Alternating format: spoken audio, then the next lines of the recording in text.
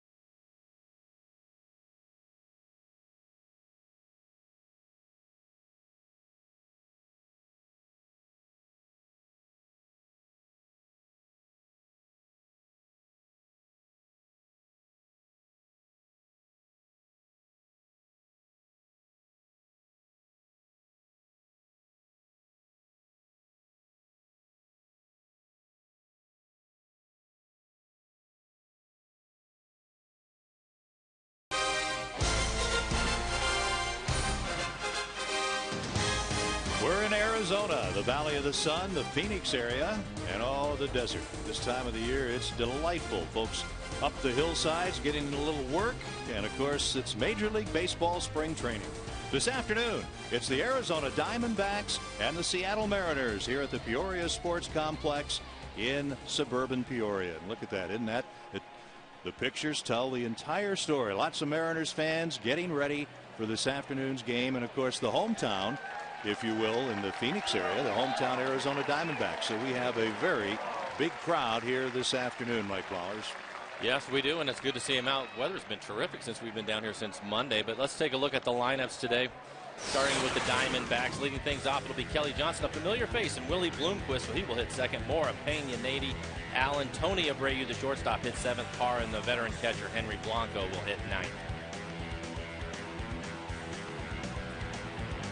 Jason Vargas getting the start today. Take a look at his numbers from last year. The big number everybody's been talking about is the innings pitched, 192 2/3 for him, but a nice year. ERA at 2.78.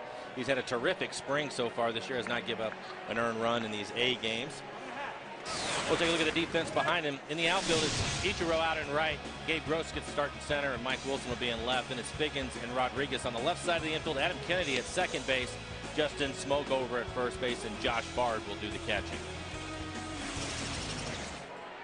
So Vargas getting ready to go. He's been highly successful so far this spring, coming off his very strong 2010 season. This is the kind, we see mixes and matches here with the lineups, as the folks can tell from the lineups you just presented. This is the time of the spring, Mike, where it gets a little bit tough for a lot of players. They've been here a while. They've been here a while, and some of the guys have a few aches and pains. You try to give them some days off. We've had 2 back-to-back night games, and now you come back with a day game. So a lot of the guys that played in last night's game are not going to play today. But it's that time of spring, and everybody still has to get their work in one way or the other. Everybody at this point ready for opening day. But there's still a couple weeks. Here is Kelly Johnson leading off for Arizona. And Vargas's first pitch bends in for a strike. Kelly Johnson, the Diamondbacks' second baseman. There are his numbers from a year ago. He's having a pretty good spring. A lot of hitters in this Diamondbacks lineup, hitting 300 plus here in the spring. A lot of hitters have good springs in Arizona, and we wouldn't suggest that any of the spring numbers are going to be much of a reflection of what the regular season will bring. Good play. Smoke the throw to Vargas in time to retire Kelly Johnson. And that's how this one begins. A really nice play by Justin Smoke. Tough backhand to start the game, but he picks it cleanly. And of course, these guys, they have pitchers fielding practice on a daily basis. No problem. Jason Vargas able to make the play at first, but a nice play by Justin Smoke. Yeah, very nice. He has been known as a very strong defensive first baseman in his minor league career. Of course, everybody's focused on, will he be able to provide that big bat, hit some home runs, drive in runs, but it's awfully nice to have somebody who can also play first base and maybe better than average. Yeah, it makes the rest of your infield much better. They have confidence they can get it over to him, and he's going to come up with it. Certainly helps everybody. Here's Willie Bloomquist, and the former Mariner player takes ball 1. And of course, on the offensive side, he went 2 for 4 yesterday in the minor league game, hit a home run. That's an encouraging sign for Justin Smoke. Yeah, no question. He's going to be a key, one of many. The Mariners are going to need some production in that middle of the order, the 3, 4, and 5 spots, and if Smoke can have a big year, that'll really help this club. Here's a fly down the left field line off Bloomquist's bat, drifting over Mike Wilson, and it drops in foul ground, and the count is 2-1 on Bloomquist.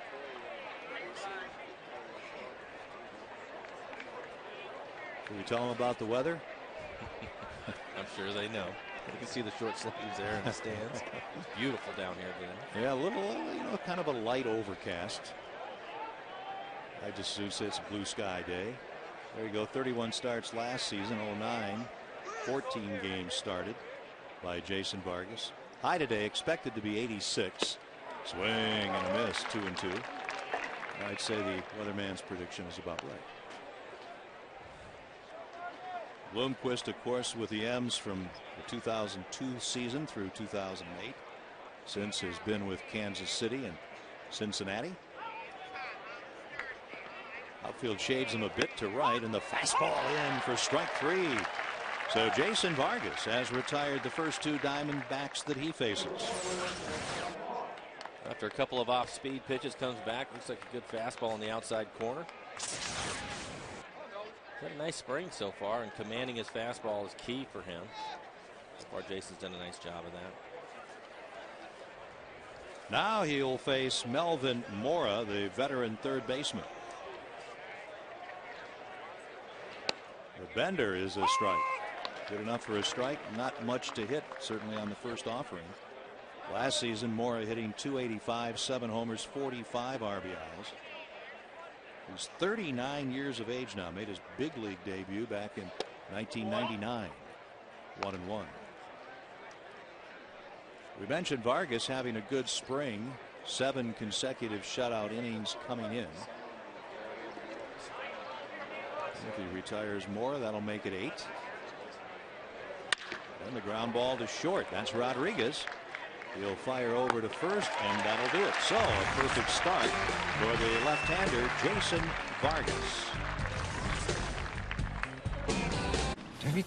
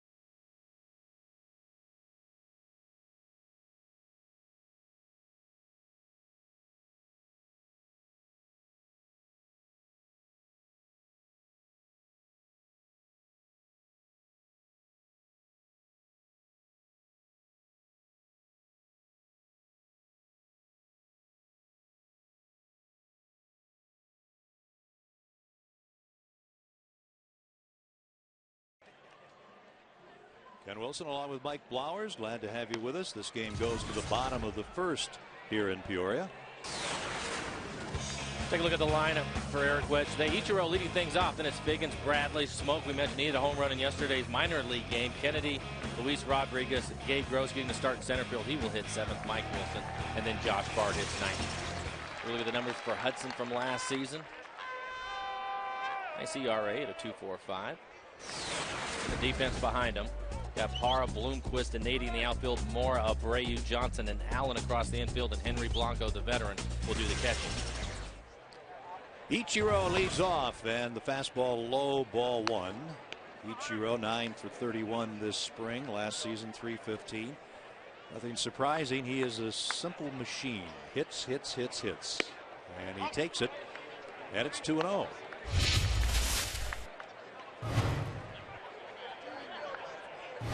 Third baseman Mora plays a bit shallow. First baseman likewise, and it is 3-0. We talked the other night here on Wednesday night about the key for the top 2 hitters in the order, Ichiro and Sean Figgins, to set the table. They've got to consistently get on base to make this offense go. That's a strike. The thing that was I thought difficult last year is you're right. That's the way they're going to be able to manufacture some runs. But they didn't have long stretches where both of them were clicking at the same time. And I think that caused some problems. Ichiro takes ball 4 and walks right here. But Figgins has had a nice spring. We saw him swing the bat Wednesday, and I swung the bat extremely well. So hopefully he can get off to a better start. Last year he was off to such a slow start, and with a new club and a lot of expectations, and it took him a while to get going. So hopefully he can come out of the gates a little bit hotter this year. And Sean has gone 10 for 28 this spring after hitting 259 last season. He had the real good finish. I mean, his numbers the last couple of months of 2010 were very strong. At third base, Mora inches in. The Diamondbacks in double play depth.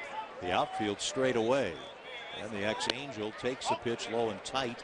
Ball 1.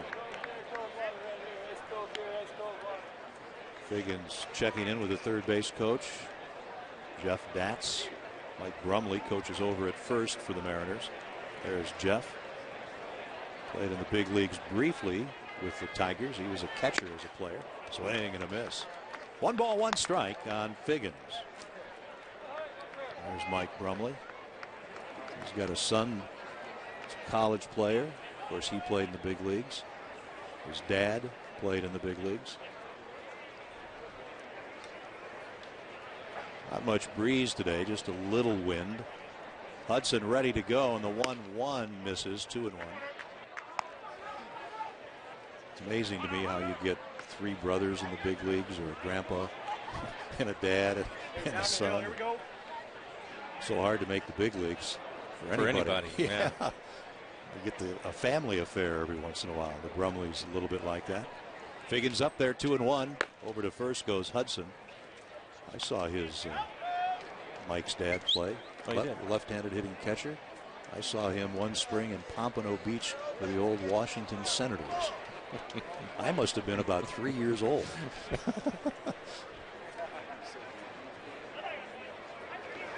That was the expansion, I believe, Washington Senators. 3 balls and a strike. Time called. Blanco is going to go out and visit with Hudson. Kirk Gibson, the manager, of course, of the Diamondbacks. Alan Trammell to his right. That's their claim to fame down here. They've got coaches that could go out and probably play today and lead a team. With Trammell, of course, he was a great shortstop. Kirk could swing the bat. Matt Williams, their third base coach. Brett Butler. Hitting the ball a little. Yeah. I think I saw Rick Burleson wandering around here also. Here's a ground ball in the hole, gloved. Johnson on to Brayu and on to first to Allen, not in time, but they cut down Ichiro 4-6 at second base. So Figgins aboard with 1 out. He tries to find the hole over on the right side of the infield. Nice play. Figgins speed, they're not going to turn 2 on that. I think during the season that hole's going to open up a little bit more because on the 3-1 count, Ichiro's probably running. Right. Here's Milton Bradley. Last season, his first season with the Mariners. Figgins gets back on the toss over to Allen. Hudson last year had 11 starts with the Diamondbacks, and he turned everybody's head with a 7-1 mark and a 1.69 ERA. Ball 1 on Bradley. Milton has had a good spring, hitting .348 coming into the game. Yeah, very, very strong spring. He's the DH today. You look at Ichiro and Figgins and Bradley. 3 players, although Bradley's got some power, obviously, but 3 players that'll get on base, can take the extra base, can generate a little excitement and get some things done, which is always nice to have at the top of the order. You never know where Bradley might end up. He might end up certainly in the mix, depending on how injuries go and what happens. Swing and a miss, 1 and 2. Your third hitter, normally your best hitter. Speaking of best hitters, Franklin Gutierrez is out today. He has some stiffness in his lower back, so he's not in the lineup. One of the things that I've seen from this club the last couple of days is they're going to run. I think they're going to put the game in motion quite a bit, and they have some players with the ability to do that. You know, you look at their lineup and what the starting lineup is going to be potentially. Smoke somebody to drive in some runs, and Cust in the middle to drive in some runs, but everybody else can run and make some things happen, and I think we're going to see a lot of that, especially early in the season. Double play depth, 1 out, runner at first. Figgins draws the throw. That's exciting baseball for me. I mean, believe me, I'd be happy to have 3 or 4 guys who can hit 25 to 40 home runs. But there's a lot of excitement playing little ball, and there have been a lot of good teams that play little ball. Get some walks, hit and run, steal some bases, force the opposition to throw the ball around a little bit. Well, there have been, and I think, you know, one of the things last year with the struggles that they had, the one thing that they were able to do was pitch. They could keep their club into games. They just couldn't push that 1 or 2 extra runs across the plate. And that was a problem, and that's why I just have to believe that this year with the lineup that they have and the speed they're going to have, if these guys get on base, they're going to run a lot and try to pick those runs up early in the ball game. Here's a bouncing ball to the first baseman, 1 out. Allen turns and over to second base safely is Figgins, so it's 3 unassisted for the second out.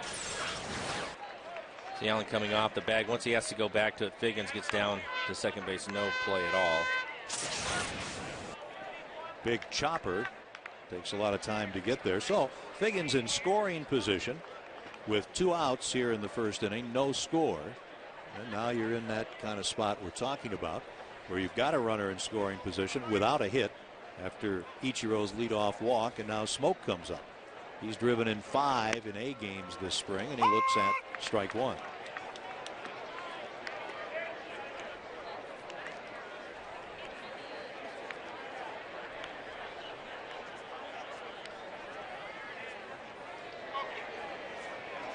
Hudson's pitch, and that's a fastball tight. 1 ball, 1 strike. There's Chris Chambliss, the new Mariners hitting coach.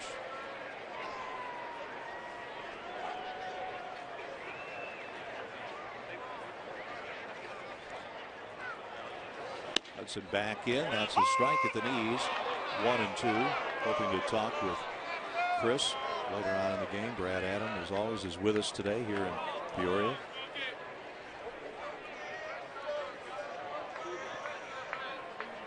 Smoke trying to put the first run on the board with 2 outs here in the first inning.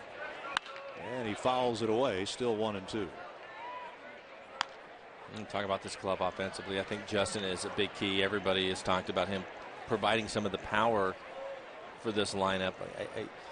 I'd like to see him get off to a good start this year and gain some confidence. Put a lot of pressure on himself after the trade last year. Really, in my mind, Texas rushed him to the big leagues. But he's going to have to produce if this club wants to get things turned around. He's a big part of that. Yeah, he's going to be key.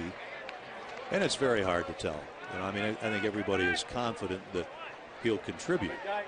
But at what level? Will it be a huge... And win. Yeah. Really, to be fair. And it's tough because you rely on him so much. I think you will anyways. He hits this ground ball to first. Whoa, Allen boots it. The throw, though, is in time. He recovers for the 3-1 putout. The Mariners get a runner in scoring position, but fail to score. And after 1, no score.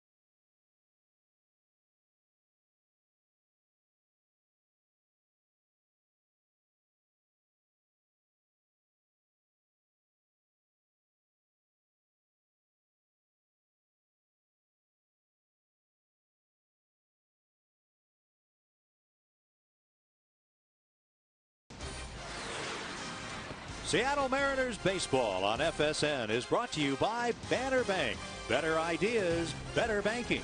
And by the Emerald Queen Hotel and Casinos, the entertainment capital of the Northwest. For more info, visit emeraldqueen.com.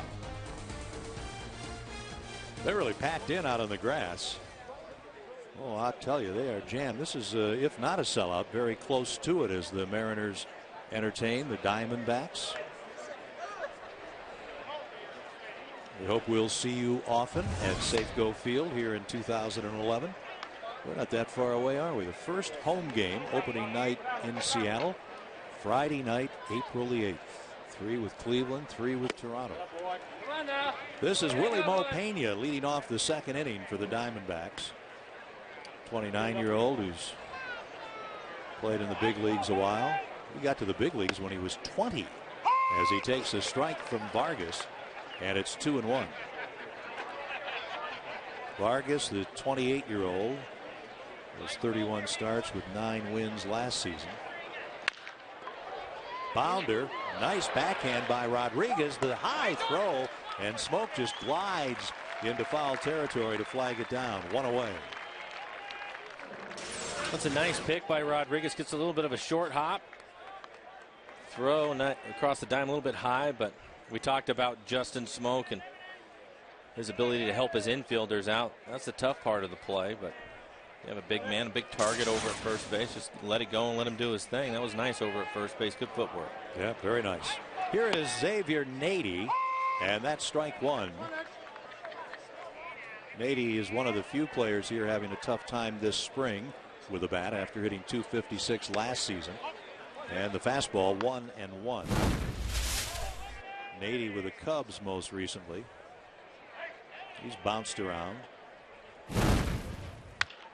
Out of play, 1-2. When Nady came out of Cal Berkeley, he was highly thought of. He was, at one point they were saying he was the best college player that year in the draft, and he's bounced around as it's turned out. San Diego, the Mets, Pirates, Yankees, Cubs, now the Diamondbacks, and it's 2 balls and 2 strikes.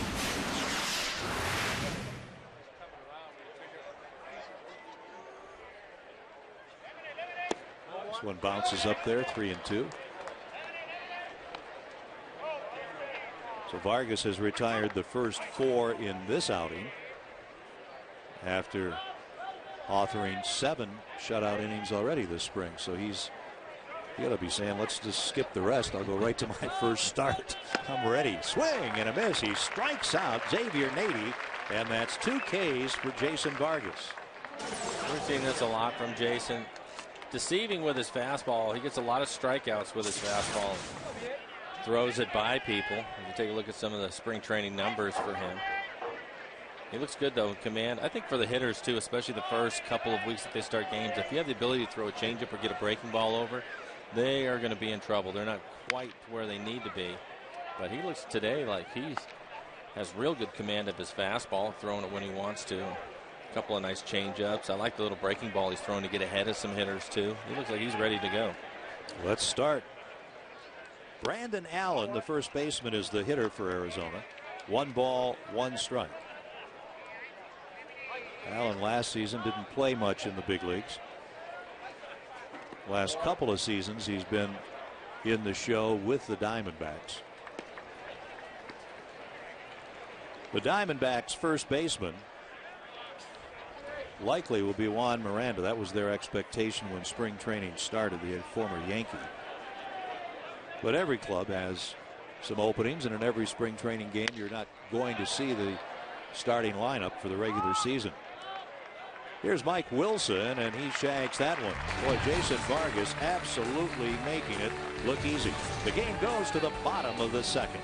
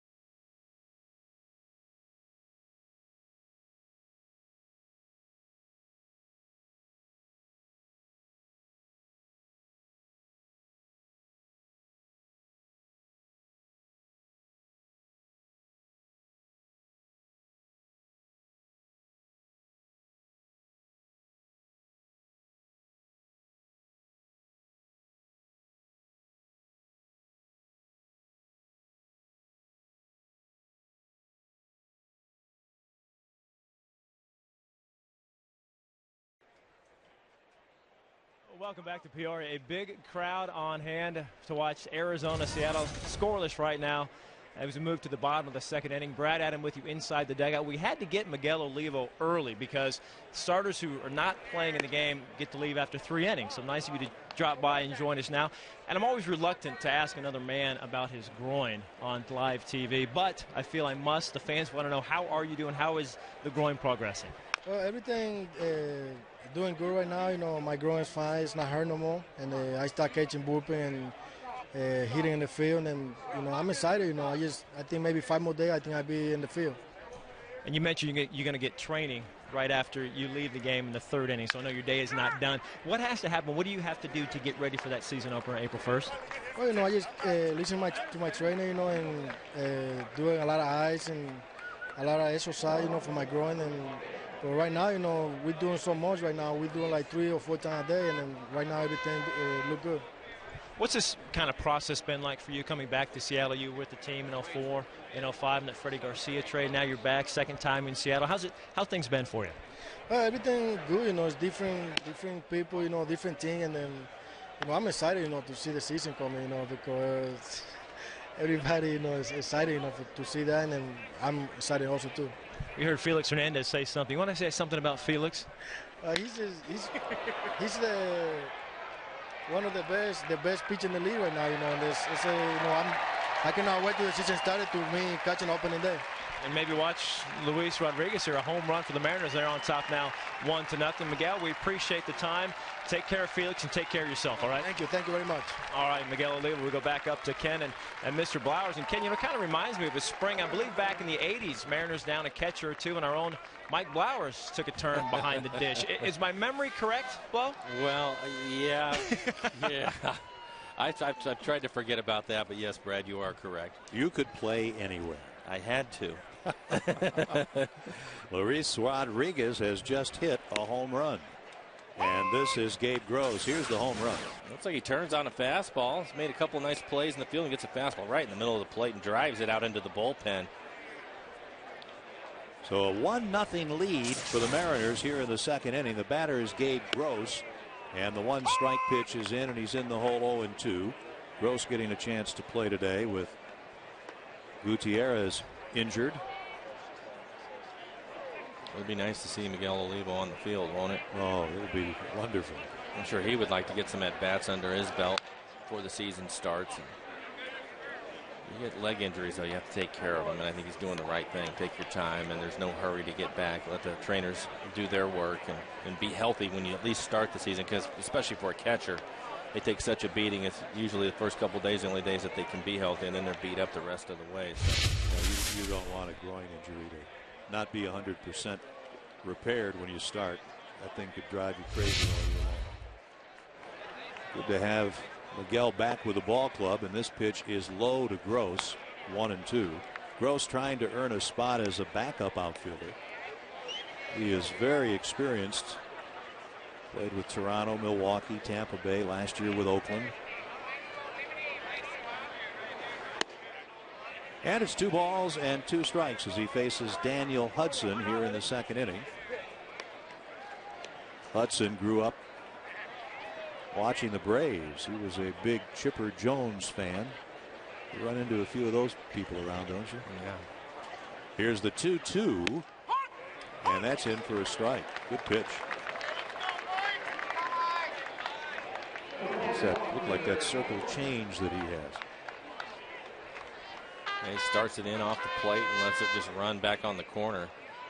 Left-handed hitters will give up on that pitch often. That'll bring up Mike Wilson, who's had 13 at-bats here this spring, has a couple of hits last season in the minor leagues, and he looks at a strike at the knees.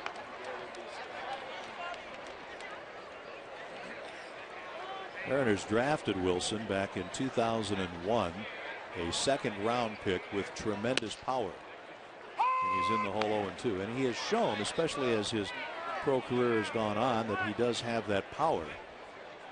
And the Mariners, I believe, have been extremely patient with Mike Wilson. He's been around now quite a while without getting to the big league level. Out of play, still 0-2. Probably thinks maybe a little too patient. You know, He's just waiting for an opportunity. We were talking about his power numbers. He's put him up in the minor leagues.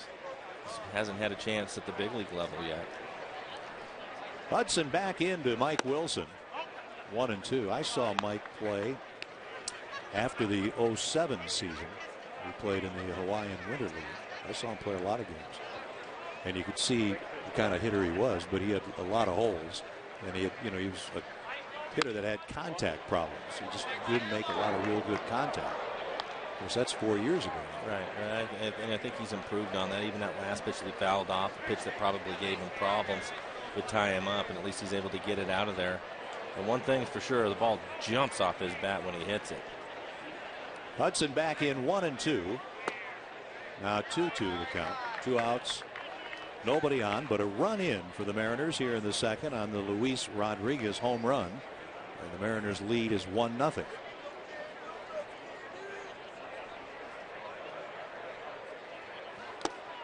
Three and two.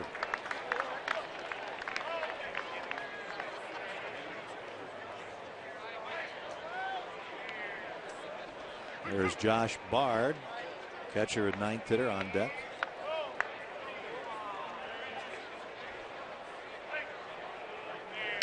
Swing and a foul into the catcher's glove, and that'll do it. Second strikeout for Daniel Hudson. A big second inning home run for the Mariners from Luis Rodriguez.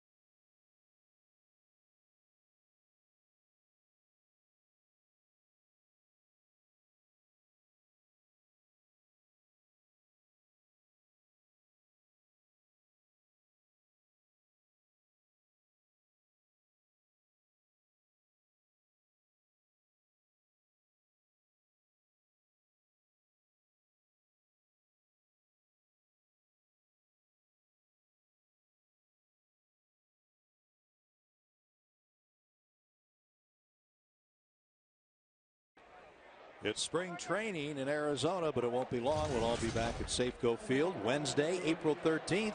You can hit a home run with your family. Pick up a Safeco Insurance Grand Slam family package. The Mariners will be hosting the Blue Jays. You get a ticket, hot dog, Pepsi, all as low as $14 per person for 4 to 12 people. Tickets, visit mariners.com/specials. That's a day game Wednesday, the 14th of April, that first homestand we mentioned. Friday night, the 8th of April, Cleveland will be in. That'll be opening night. Then they'll be there Saturday night, Sunday afternoon. Toronto comes in Monday and Tuesday, the 11th and 12th for night games, and then the game we just mentioned on Wednesday afternoon, April 13th. Tony Abreu leading off in the third for the Diamondbacks. He has a 2-0 count. Jason Vargas has been perfect and impressive in being perfect. And there's a strike, 2-1. Abreu, the shortstop, 317 this spring. Former Dodger, not a big kid, but he's got pretty good power. He drives the ball to center field. Galloping back is Gross, looking up for it, and it's off the wall. Digging for second, Abreu, and he's in easily with a stand-up double, and he's the first Arizona base runner, and there's that power we talked about. Well, it looks like he gets a fastball down and in the middle of the plate. It's a long ways. It's 410 feet out to that wall. Big Roof's not able to get back in time, so it'll be an easy double. So Abreu out at second base, leading off here in the third, and that'll bring up Gerardo Parra. He's the Diamondbacks' right fielder, batting in the 8th spot. Hit .261 a season ago. Last couple of seasons in the big leagues with Arizona. There's strike one. Arizona, of course, did not fare extremely well last season. They were 65 and 97. There's Mariners pitching coach Carl Willis with the skipper Eric Wedge. Parra fouls it back, and it's 0-2.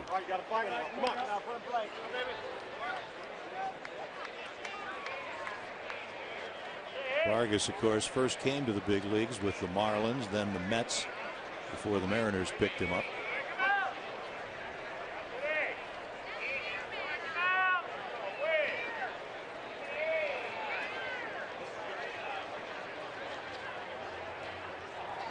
Here's the pitch to Parra. He hits a soft liner up the middle, good enough to get through. Abreu at third, being waved in, and Tony will come in to score easily. And that's 11 spring RBIs for the Diamondbacks' Gerardo Parra. And this one is tied at 1. It's like a pretty good pitch from Vargas. He ends up jamming Parra, hits it off his hands. Just lobs it right over second base, and because the ball wasn't hit hard, Abreu was able to score easily from second. That'll bring up the veteran catcher, Henry Blanco. The Mariners look for 2, and the pitch at the inside part for a strike. Blanco hit .215 last season. There aren't many teams that Henry hasn't played for. At age 39, the Venezuelan is easily described as well-traveled. Parra at first, a run in, nobody out here in the Arizona third. The shot goes to Rodriguez, over to first to Smoke, and they double up Gerardo Parra. So a nice double play there. Not sure where Parra was going on that. Nice little soft line drive right to the shortstop Rodriguez, and Parra's halfway down to second base. Wasn't going to get doubled up on the ground ball. But for him, it's unfortunate it didn't hit the ground. No. Wanted to get a good jump. Here's the leadoff hitter, Kelly Johnson, ball 1. Kelly hit a big bounder down the first baseline to begin the game, and an excellent play by Justin Smoke retired him. Vargas back in, and it's 2-0. Johnson, ex-Atlanta Brave. Last season with Arizona. Hit 26 home runs, 71 RBIs. Not bad for a second sacker. No. Big chopper again. Smoke has this more routinely, and that'll do it. Abreu leads off with a double, scores on the Parra single, and in the middle of the third, it is 1-1.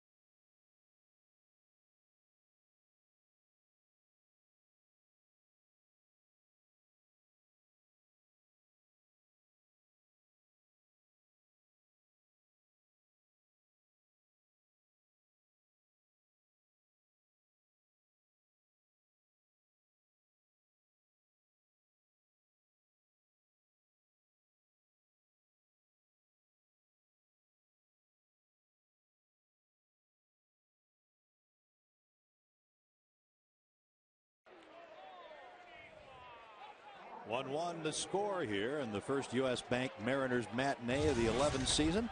Wednesday, April 13th. The Mariners and the Blue Jays, a special 12:40 start.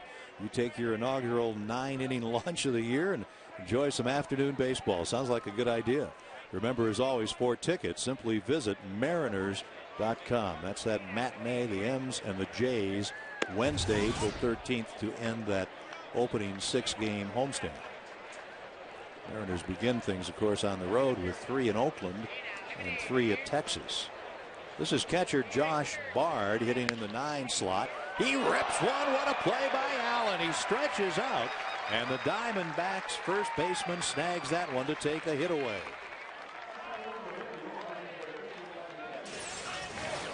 Bard hits this ball right on the button, but a nice play again by Allen.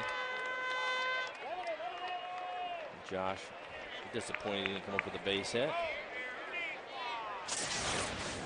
Well, when you hit it that hard in that spot, you figure you've got a base hit. But it'll even out with that slow roller that trickles along one day, right?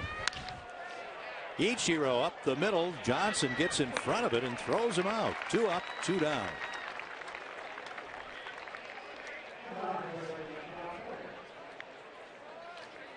That'll leave it up to Sean Figgins if the Mariners are to do anything here in the third for this one-sided one.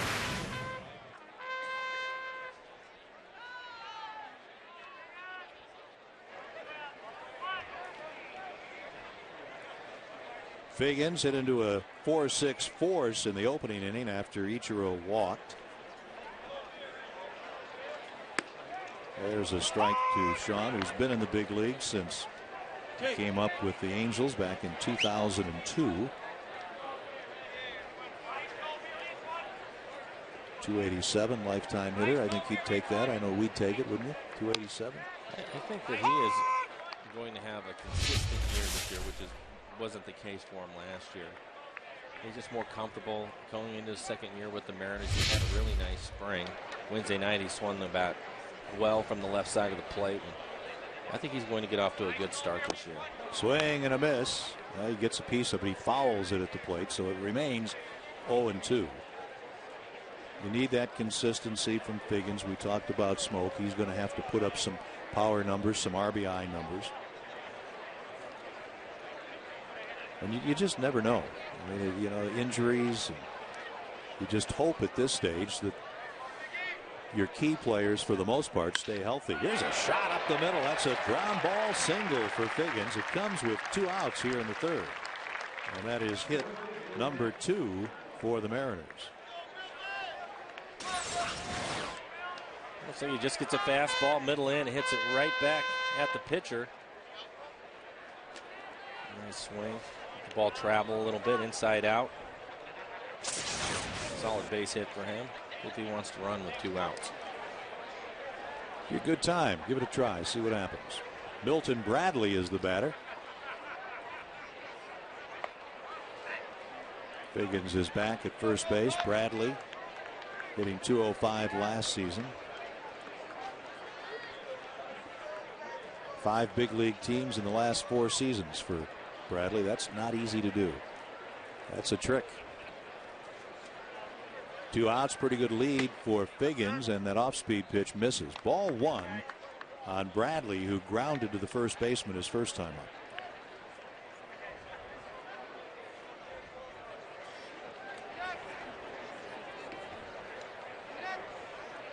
Those career numbers for Milton.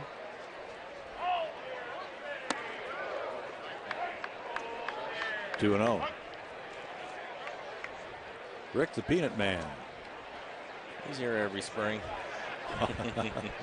All part of the fun. Does he throw them? Oh yeah. Oh, that's behind right. the back. Yeah. You got to have a little excitement. Does he sing or anything? He has fun. Oh, yeah, a little bit of everything with him. He has a good time. There you go. Right at you. That's it. That's the show. You got to have a show. That's good. A long, long time. Rick, you're 2 for 2. Don't try a third. Bradley, the batter. 2-0 the count. Let's see what kind of pitch he gets here. Not a bad pitch to hit. He takes it, and it's 2-1. There you go. Have some peanuts right in your living room.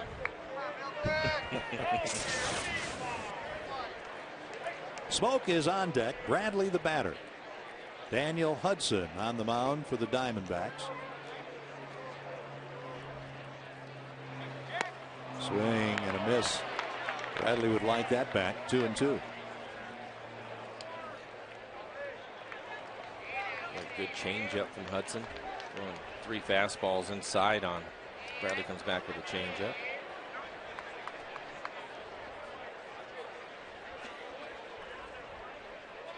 Figgins leads at first. 1-1, bottom of the third.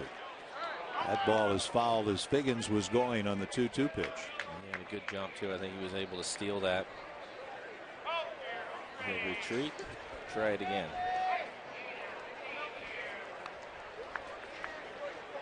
Both teams with a run, 2 hits, and no errors. The Diamondbacks have not left a runner. The Mariners have stranded 1. We'll watch Figgins. There he goes. And the ball fouled back to the net. So Sean getting a workout. Bradley hanging tough. I think we saw this Wednesday night, didn't we? This is a ran replay. about 6 or 7 times as Bradley was fouling pitches off. New manager Eric Wedge, former catcher. And of course, as it turned out, long time Cleveland Indians manager.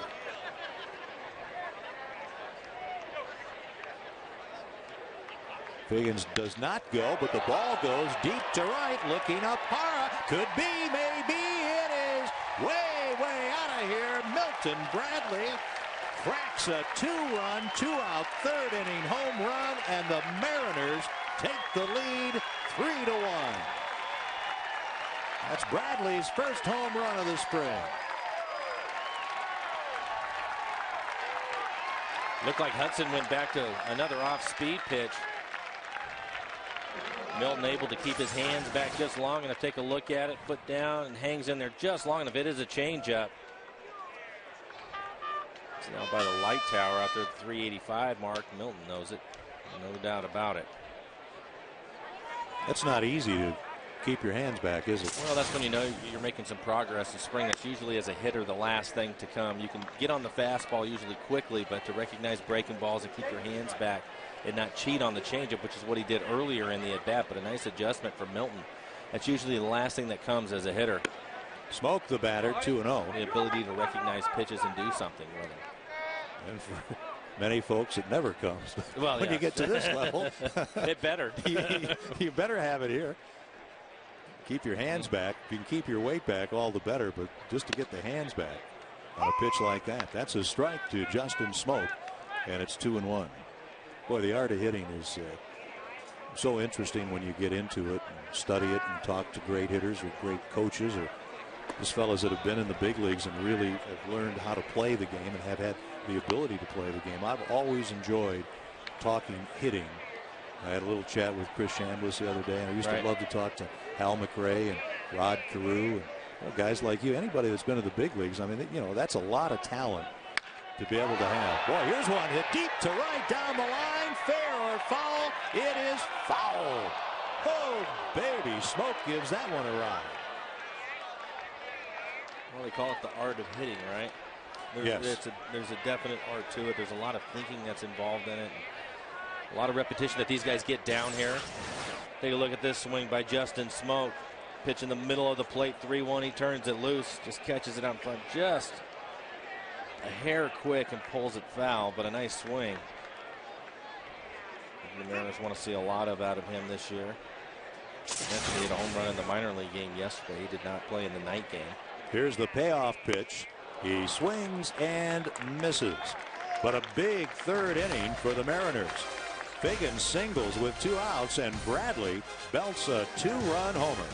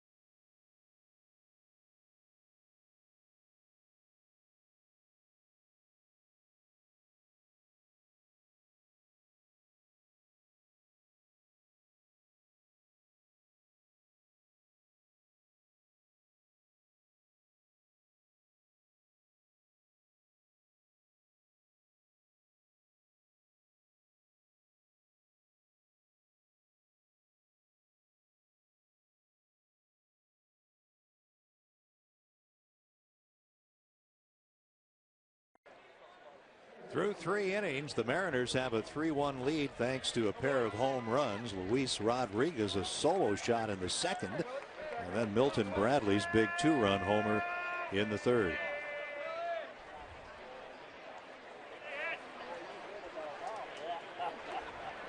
There's Bradley. Here comes Vargas ready to go to work, and he has pitched extremely well. And there's a ground ball off the bat of Willie Bloomquist, foul. 1 strike. The only Diamondbacks run coming last inning. Abreu led off with a double to center and scored on a Parra single to center. Bloomquist in the first took a called 3rd strike. He loops one to right. That's a base hit. Ichiro will throw it in, and Willie is aboard leading off the 4th.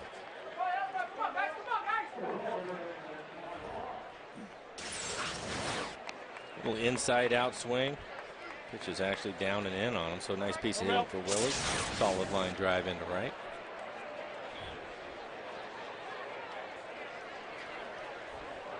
Here comes the 3rd hitter in the Arizona order, Melvin Mora, who grounded to short in the first inning. Venezuelan.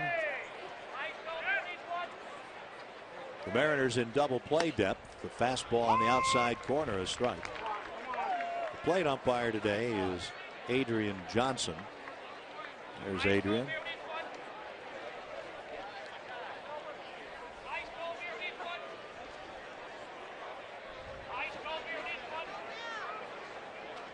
The outfield is spread on the right-handed hitter. Vargas will go to first. Just a token toss over. Bloomquist there with his leadoff single.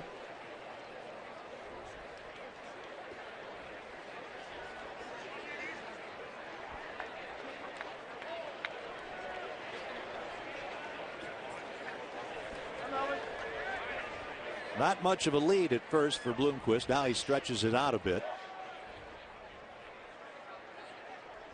Swing and a miss. 2 strikes.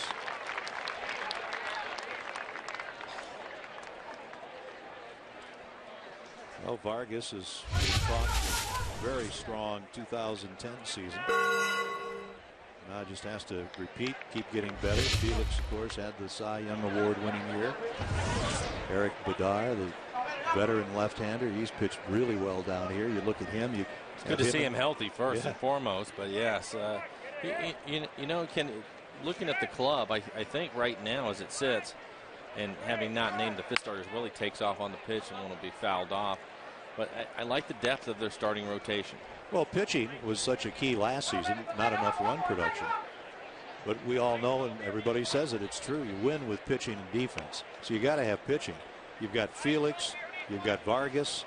If Bedard and Pineda can do it, and you've got Doug Fister, that's a real plus for this ball club. It's going to be the strength of the club this year. I don't think there's much question of that. These guys, especially Vargas, nice pitch right there on the outside corner, locks Mora up with a nice pitch. Mora not very happy with a couple of calls by the plate umpire, Adrian Johnson, and there's 1 out. Take a look at this last pitch from Vargas. Snakes a fastball in the outside corner. Close enough. 1 down with Bloomquist at first. So if you get the pitching, you just have to have good starting pitching. And you've got some veterans trying to earn some of those bullpen spots, which is still unsettled. You get David Ardsma back sooner than later. Hopefully. You've got, at this point, it looks like Brandon League will be the closer. We're likely to see him pitch this afternoon. So you get that strong pitching, then you say, okay, now we've got to be sure we've got some good defense. Gutierrez speaks for himself out in center field. A lot of people, talking a lot about Brendan Ryan, who's considered a strong defensive shortstop if he ends up playing short. Jack Wilson, either way, also strong defensively. And you got Olivo behind the dish, and you hope he can still throw, get some things done, be strong back there. And if you have enough strong defense up the middle, you've got Smoke, we talked about him earlier, always known as a good defensive, maybe even better than good defensive first baseman. That pitch is low. It is 2-0. Yeah, you have a couple of Gold Glovers in the outfield and Gutierrez and Ichiro. Yeah, Ichiro, don't forget him out in right field. I think that for this club, you look at Vargas last year throwing 192 innings. I'm sure his goal this year is to try to get to 200 if he can. Felix will be up above that number again. Pfister's a guy that can give you innings because he's a contact guy. This ball is looped foul off the bat of Willie Mo Pena. If Eric Bedard can stay healthy, at one point one of the better left-handers in the American League before he started having injury problems, you have something there. And I think because of what these guys have done, you can look forward to them taking some of the pressure off of the bullpen, which is unsettled right now. They should be able to pitch deep into games and take some of the pressure off of those guys. Yeah, you can't get starters who are always going to give you 4 and 5. You've got to get 6 and 7. And it'd be nice to get to 8. Yeah, well, and last year was the first year where they basically took the gloves off and let Felix go. And Felix, it looked last year like he was going to finish every single game he went out there. A younger pitcher like Pineda, if he's in the rotation, you have to be careful with him. He's somebody that's going to need help from the bullpen just because you don't want to overwork him in his first year. And then probably the same with Bedard early in the season. Here's a ground ball. Oh, baby. Fagans now to throw. He gets him. A dandy play at third base by Sean Figgins. Safe at second is Bloomquist, and they're 2 outs. And this is something I think you're going to see. We talked about the guys up the middle, but Figgins will give him some range over at third base. Shows a strong arm. That's a long throw for a third baseman, but it's easy for Figgins. But when you talk about Ryan and Wilson up the middle, and then Smoke over at first, there's a lot of range on that infield. And Figgins makes plays like that. Yeah, in good shape. You've got to have the good defense. Good defense will take good pitching and make it excellent pitching.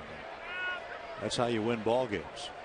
Granted, you need offense, but I'd rather especially in the American League. Right. I'd rather start with pitching and defense and let my offense develop a little bit. Well, and offensively, I think that they're going to be able to run a little bit more, a little more speed in their lineup this year. They've been taking their walks this spring, which is an encouraging sign because that's been an issue getting guys on base. This is Xavier Nady. He struck out in the second. He's up there 1 strike, trying to pick up Bloomquist with 2 outs in the 4th. 3-1, the Mariners lead it. Figgins has to back up. Nady's had a great run on the throw. Oh, Smoke. He picks it up. Nice play. 5-3 for the putout. Bloomquist a leadoff single. He's stranded at second. The game goes to the bottom of the 4th. The Mariners up by 2.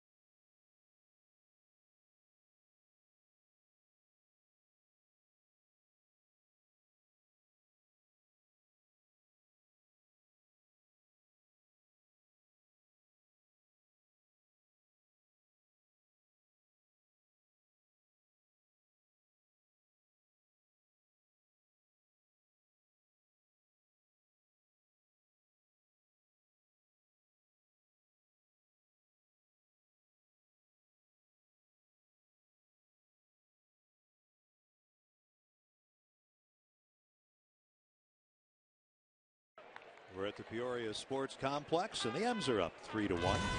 You youngsters, now we've got something for you. If you're between the ages of 6 and 14 and you've dreamed of being a member of the Mariners, well, here's your chance. The annual bowling Salute to Kids Day is Sunday, April 10th. The M's and the Indians, you youngsters 6 through 14, can sign up right now for honorary ballpark jobs. Now, we're talking about honorary manager, PA announcer, DJ, a whole lot more. Details, simply visit mariners.com/careers. promotions. This is Adam Kennedy. First pitch is a strike, so is the second, and the veteran is up there 0-2 against Diamondbacks starter Daniel Hudson. Kennedy, 35 years of age, trying to end up with a utility role when the time starts. He plays some left, played third. He can play first, playing second today. Some of the tougher decisions that Eric Wedge is going to have as we get closer to 12 games to play after this one. But the utility infielder job, the extra outfielder, who is that going to be? The backup catcher. He hoists one to left center. Nady glides in to make the catch. One up, one down. In a lot of cases, the players will end up deciding that they'll win the job or they won't. But Adam's certainly in the mix. Fans down here from beautiful Moses Lake, Washington. Send some of that sunblock. Got to have the sunblock, the sunscreen down here. Here's Luis Rodriguez. Hit a home run in the second. Gets the Mariners on the scoreboard early with a fastball in the middle of the plate and hits it in the back of the bullpen. Also made a couple of nice plays at shortstop today. So he's up there, ball one. Now it's 1-1. Rodriguez, a switch hitter, 30 years of age. Not a big guy, 5'9", a little under 190. Played in the big leagues with the Twins and with the Padres. I've never been with a club, Mike, where we were in spring training where you didn't think, you know, there's some fellas that have some experience, have some talent that aren't going to make the club. I don't care how good or how bad your club is. There are always some fellas like that in the spring. And it's a shame. Sometimes you have a great spring. You've done everything that you can, and just either by a numbers game, trade, injuries, things happen, how many pitchers you're going to keep. All those things come into play, and a lot of times it's out of your hands on whether you're going to make the club or not, even if you've done your job. Yeah, you've earned a spot, but there isn't a spot. But there isn't a spot. That's right. It's tough. And when you get down to those situations, that's really difficult for managers. They have to call that person in and let them know that they're not going to make the club. Here's a pop-up off third. Mora with the glasses down. And he makes the one-hand catch. Rodriguez is gone. 2 away here in the M's fourth. Yeah, that's a tough thing for managers. I think it's very understandable. Call somebody in, they probably know when they're walking in what they're going to be told. It doesn't make it any easier. No. Especially if you're, you know, when you're a youngster, you kind of expect it. I think when you're a more veteran player, you've got some big league experience, and you go back to AAA, that's got to be difficult. It's difficult, but I think a lot of times the veteran players kind of figure it out. They know what's going on. They can see where the makeup of the club is, and they start doing the math themselves, and you start counting down the numbers and what's left and where you kind of fit in. And sometimes it comes down to the manager too. Maybe he wants somebody on the bench that can really run, and maybe that's not what you do, but you can do everything else, and it's just not a fit for the club. Here's Gabe Gross. First pitch a strike, the second a ball. Gabe called out on strikes in the second inning. He'll be followed by Mike Wilson. Gabe is, you know, we talked about, he's 31 years of age. First round draft pick of Toronto. Been in the big leagues a long time. Been around, an able player. Same as Ryan Langerhans. Yes, exactly. Ryan's having a great spring. They hit a home run in last night's game. They can do things. You know they can do things. They'll be able to pinch hit. They'll be able to play regularly for 2 or 3 weeks if you need it. But not everybody's going to be able to make it. And the trick is that for the guys that don't make it, can you keep them in your organization? Because eventually you'll probably need them. Sure. Not everybody's going to stay healthy. No. And sometimes you take a chance on people. We saw it today with Garrett Olson, getting claimed by the Pittsburgh Pirates. Right, the left-handed pitcher. Probably wasn't going to make this staff. Put on waivers, goes to Pittsburgh. Go to Florida, see what you can do there. Swing and a miss. So Gross has struck out twice. A 1-2-3 inning for Arizona starter Daniel Hudson.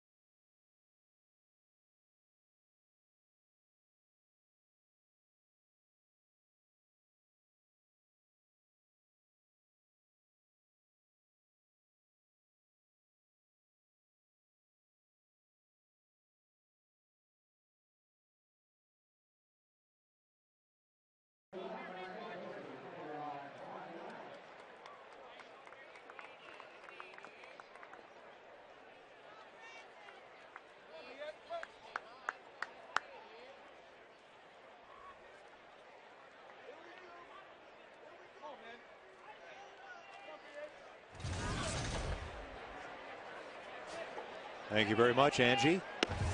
Jason Vargas working into his 5th inning, facing Brendan Allen. This is the bottom third of Kirk Gibson's batting order. Allen flying to left in the 2nd inning. The Mariners' lead is 3-1. Got action in both pens behind Vargas. As you look at his numbers, he's been very strong today. Denny Bautista is working, and Esmerling Vasquez is in the pen for Arizona. Boy, a bullet. Smoke makes it look easy to Vargas. 3-1 and 1 away in the Diamondbacks' 5th inning. Well, we mentioned that 6-game opening homestand at Safeco, Cleveland and Toronto, April 8th through the 13th. And that's going to be a big homestand that the Mariners are going to dedicate to the Japan relief efforts. Boy, what a tragic situation there. And the club is going to make a donation to the Red Cross to match all Mariners employee and fan contributions. And Mariners Care is guaranteeing a donation of $100,000. First pitch to Tony Abreu, the ball. Of course, the majority owner of the ball club, Nintendo of America, making donations from its employees. Did he go? Yes, he went around. That's a strike, 1-1. And I read today that Ichiro is doing the same thing. He's doing his part and donating some funds to try to help the people. Yeah, Ichiro, many yen. Many yen. We're told that's about $1.2 million or so in U.S. cash dollars that he has contributed to the relief effort in Japan. So that'll be an opportunity for you to help out the Mariners and help out the folks in Japan. That opening 6-game homestand. This ball rocketed into the corner off the bat of Abreu. Mike Wilson will dig it out and get it back in. So Abreu has a pair of doubles. He has half of the Diamondbacks' hits. Like Vargas tried to come inside with a fastball, and he hit it hard down the left field line.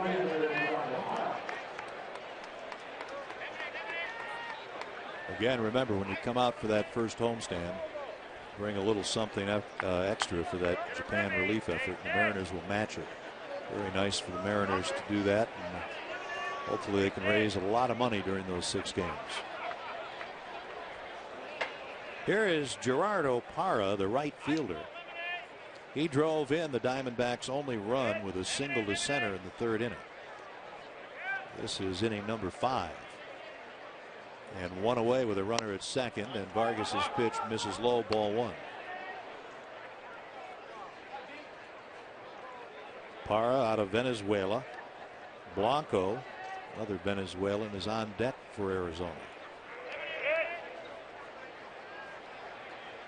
Outfield very spread, and Vargas a look to second. Not a huge lead at all for Tony Abreu.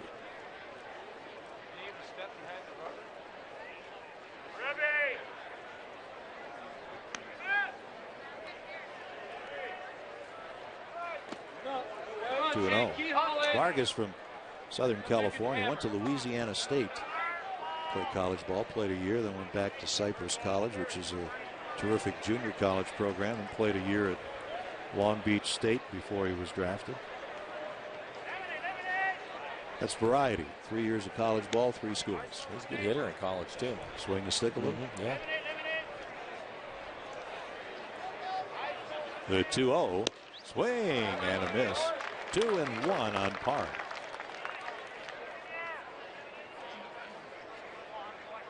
Get some players who go the college route. Others come right out of high school. And I've had people ask me what's right, what's wrong. I don't think there's a real answer to that. No. A lot depends on the personal situation, what the family situation is, how high a pick you are. Right. What the dollars are, what kind of student you might be. Off-speed pitch in. That evens at 2-2. That is a very difficult decision for a lot of youngsters. I always say right away, it never hurts to get a little college if you can. Right. And even better if they'll pay for the rest, you can always go back and finish up. Though that's not as important as it used to be. Usually now you sign, you get enough to pay your own way. This one hits Parra, so he'll go to first base. That was a big thing at one time, having the big league organizations pay a player's college once they signed out of high school. Clearly coming inside with a fastball, and Parra makes no effort at all to get out of the way. Takes that one off the elbow. So he's at first with Abreu 90 feet in front of him with 1 out in the 5th inning. Now all of a sudden he's going, yeah, it does hurt after all. You might want to move that elbow out of the way next time, especially in a spring training game. Yeah. How does it feel? It hurts. I can tell you how it feels. I'm a pro, though. I hung in there. That's what I always tell little kids when I coach in Little League. I go, the ball isn't going to hurt you. Stay right in there. Hang tough. You've got to hang in there if you're going to hit the ball. How many of them believe you? I don't think any of them. Yeah. Well, maybe it'll hurt just a little, but it won't hurt for long, and you're never going to hit if you back away.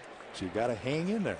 Getting a chance to watch my boys play some, and you never know what age it's going to be before they finally start hanging in there. Typically all of them are a little bit concerned at the beginning, but eventually if you want to play this game you have to do it. They'll get around to it. There's a shot to left. That's a base hit for Blanco. They're going to hold up the lead runner Abreu, and Figgins throws, or I should say cuts off the throw from Wilson, and the Diamondbacks, trailing by 2 in the 5th, have the bases loaded with 1 out.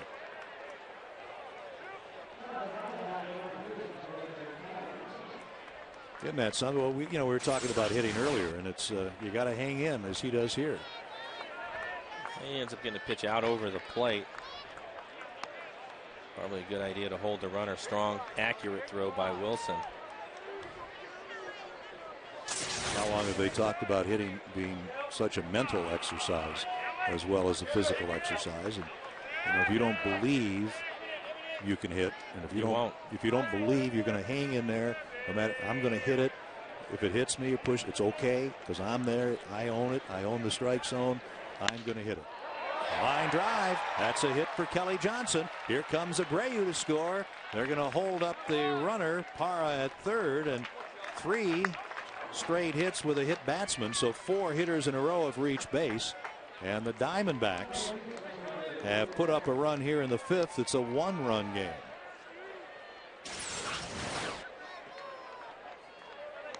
Look at the swing. Not a bad pitch. It's down on the plate, but it's down. Good piece of hitting.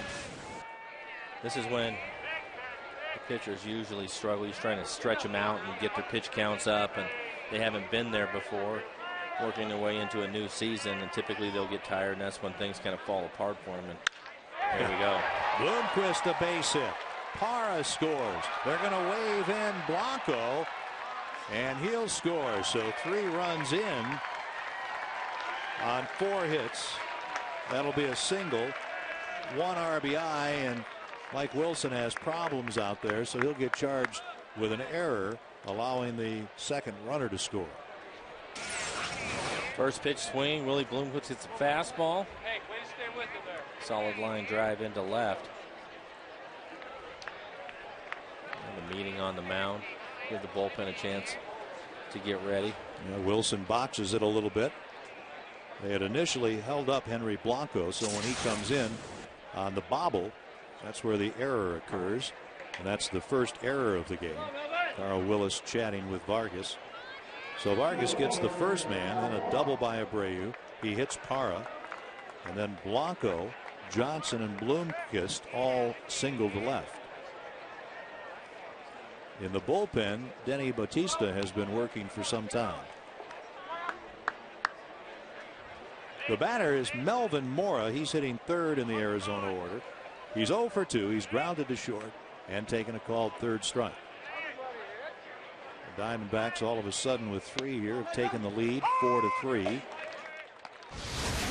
that's strike 1. There's Bautista.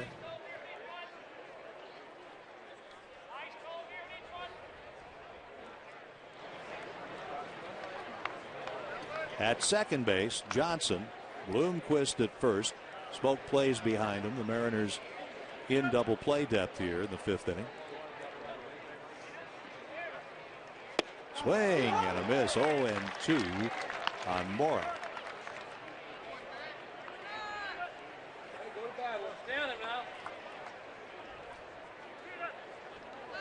Nice to have you with us this afternoon. We're in Peoria. Huge crowd to see the Mariners and Diamondbacks. See Vargas's pitch count. It's a grounder up the middle. Rodriguez on to Kennedy and over to Smoke for the double play. So that'll do it, but a 3-run 5th inning for Arizona, and they lead the Mariners 4-3.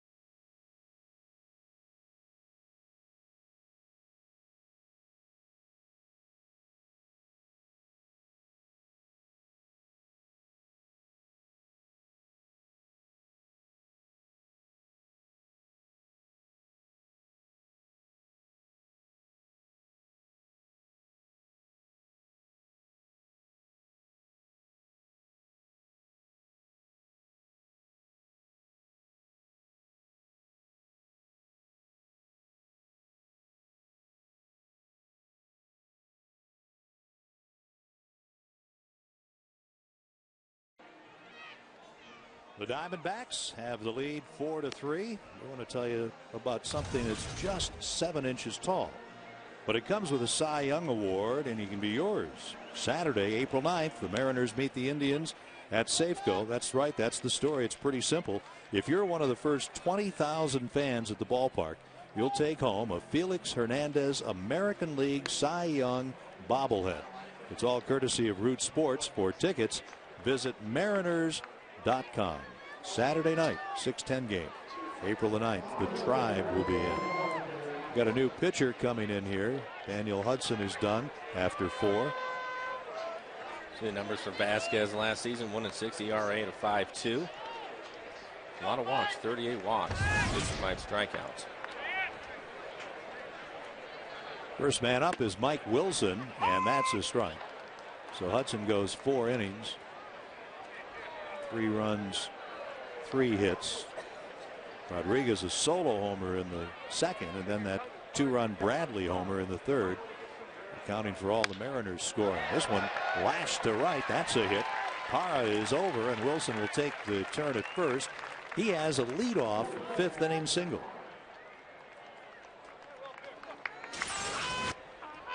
Another inside out swing pitch, middle in. Just serves it into right field. So how old, Mike, are your youngsters, your ball players? 12 and 14. Perfect. Yeah. That's where you start to have to split the men from the boys a little bit. It's getting there. Yeah. It's getting there, yeah. You have to start. It's fun. You have to start focusing a little if you're going to be a player.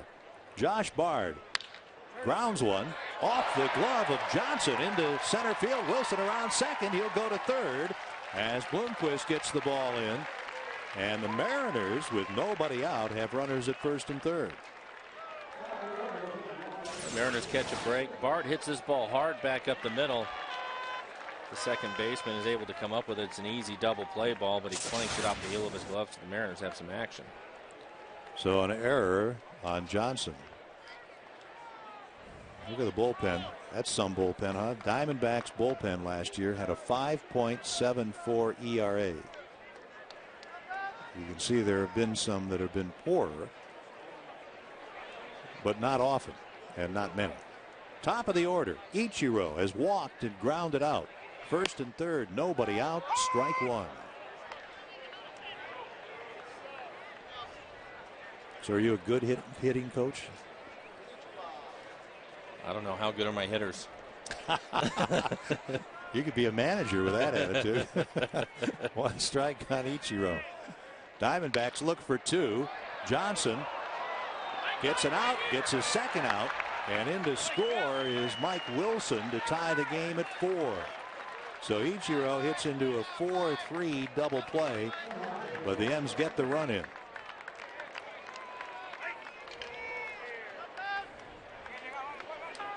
Got to be careful at second base. You never know, that runner might play a few tricks on you there when you go to tag him.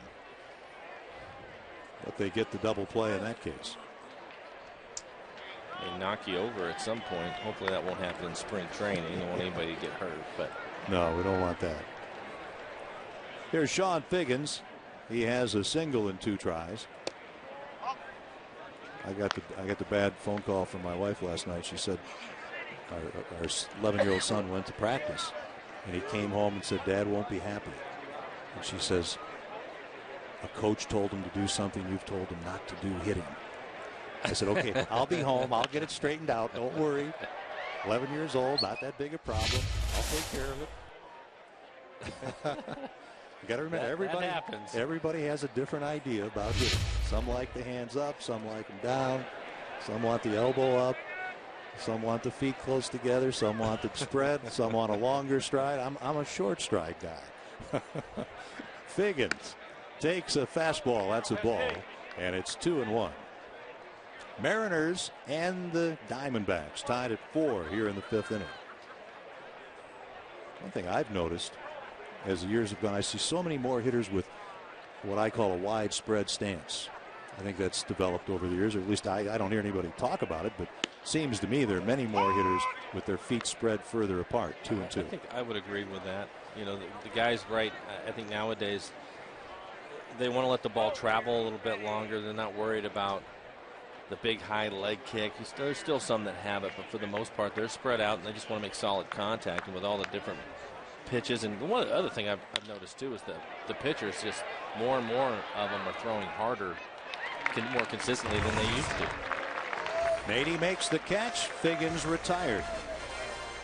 After 5 in Peoria, Arizona, the game is tied at 4.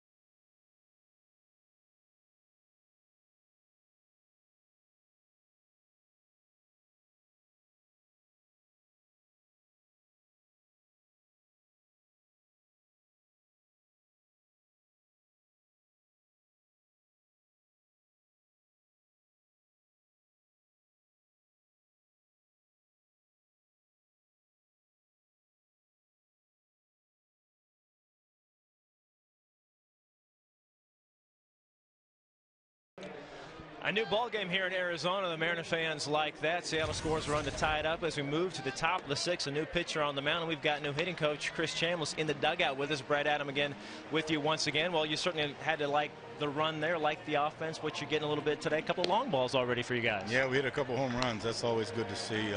We're swinging the bats pretty decent this spring, and we're trying to stay fundamental with the guys, and it's working out good so far. Your first year, obviously, with Seattle. How's the process going? You getting to know the hitters, getting to know you. Kind of where are you in that relationship? It's real good right now. I've seen him every day for whatever it's been, 3 weeks or so. And over the winter, I had films of everybody, so that helped out a lot. There's a couple players I knew from before, and that's also helped. So I see them in the cage every morning, and you know, after a while, you get to know their swing, get to know their keys, and start working with them. Working with them, as you mentioned, last couple of weeks. Mariners obviously struggled last year offensively, and so many different ways to score runs than just with base hits. What kind of is the philosophy, what you want to see out of these guys in their at-bats this year? Well, I want them to be tough outs, and we're trying to be real fundamental. We're playing pepper. You know, I had guys playing pepper every day, and what we're trying to do is stick with the basics. You know, we're hitting and running them every day, and working on the basics, especially a two-strike approach. Cutting down on strikeouts is real important for us to drive in more runs, and we need to manufacture runs, and I think that's going to be a big difference for us. We got some guys that hit for power, but right now we're going to worry about getting those runs across and hope the home runs come later. As we saw today, hey, last question. I always want to ask the new hitting and coach. You see Ichiro obviously now up close and personal. Any thoughts on changing that guy's approach? Because he's kind of struggled the last couple of years, right? Yeah. I think he kind of knows what he's doing. He's got a great swing. Rhythm and timing is so important in hitting, and he does it as good as anybody. Well, my dad's a diehard Braves fan, so he's happy that you're here. Thrilled to have you here. I know the team is as well, Chris. We appreciate the time. Good luck this year. Thanks for having me. Thanks. All right, Chris Chambliss and his team tied at 4 as we can take you back up to Ken and Mike, guys. Okay, thank you very much, Brad Adam. That is the hitter going back to the dugout, Willie Mo Pena, leading off here against Denny Bautista, the new pitcher.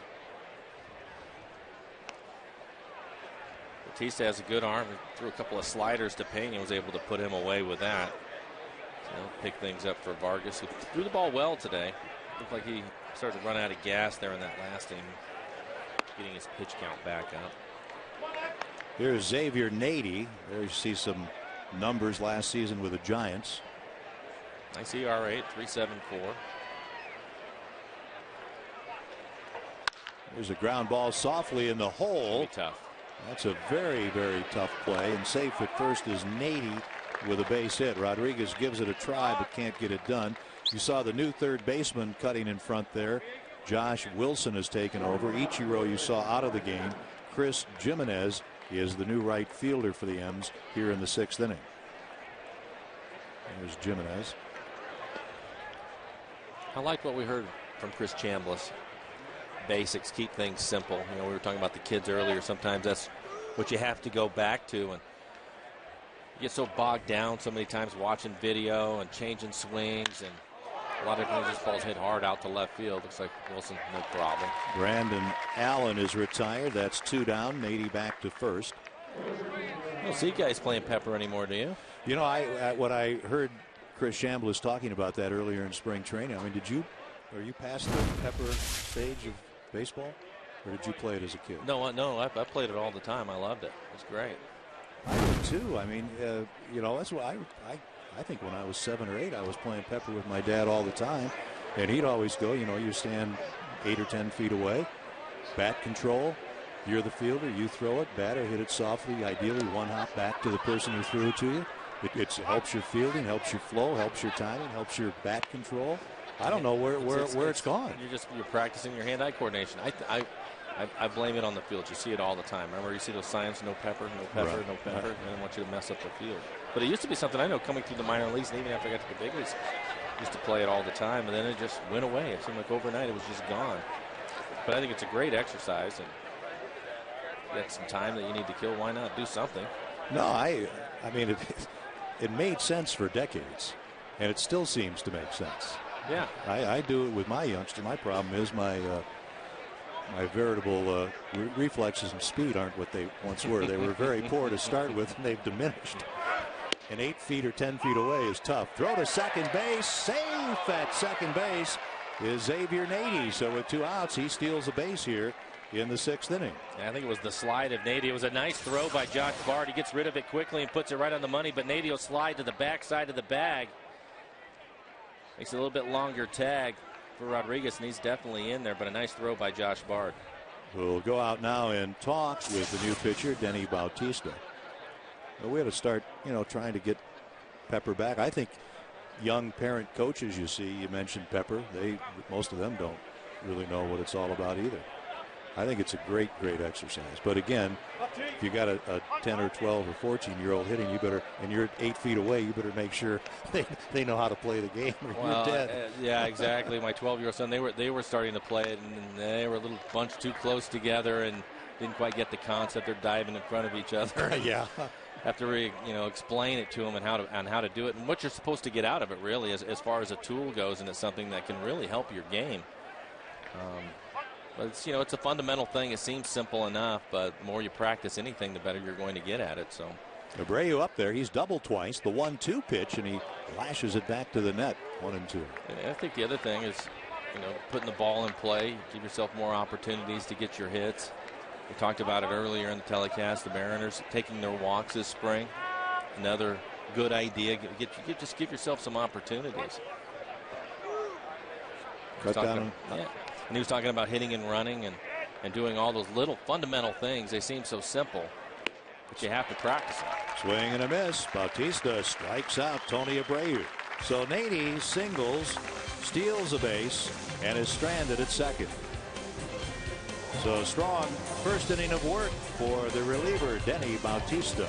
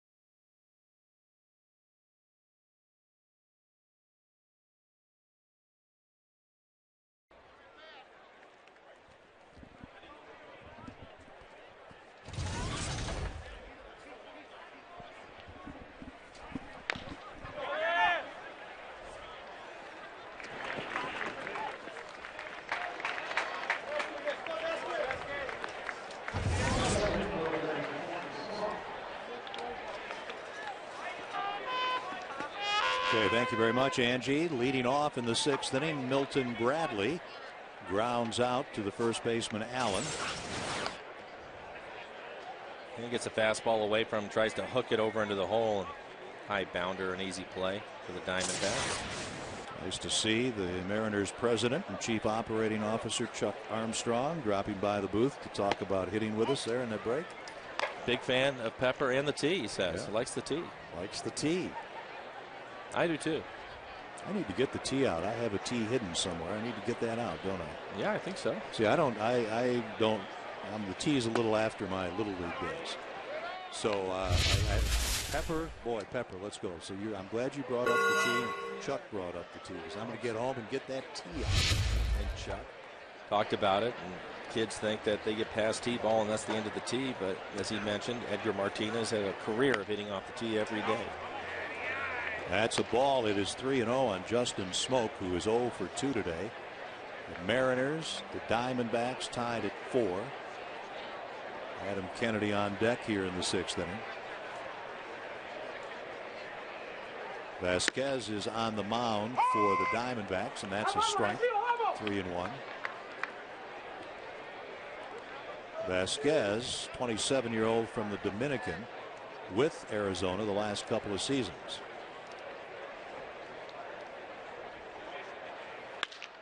This one will go into the crowd. 3 balls, 2 strikes on the Mariners cleanup hitter, Justin Smoke.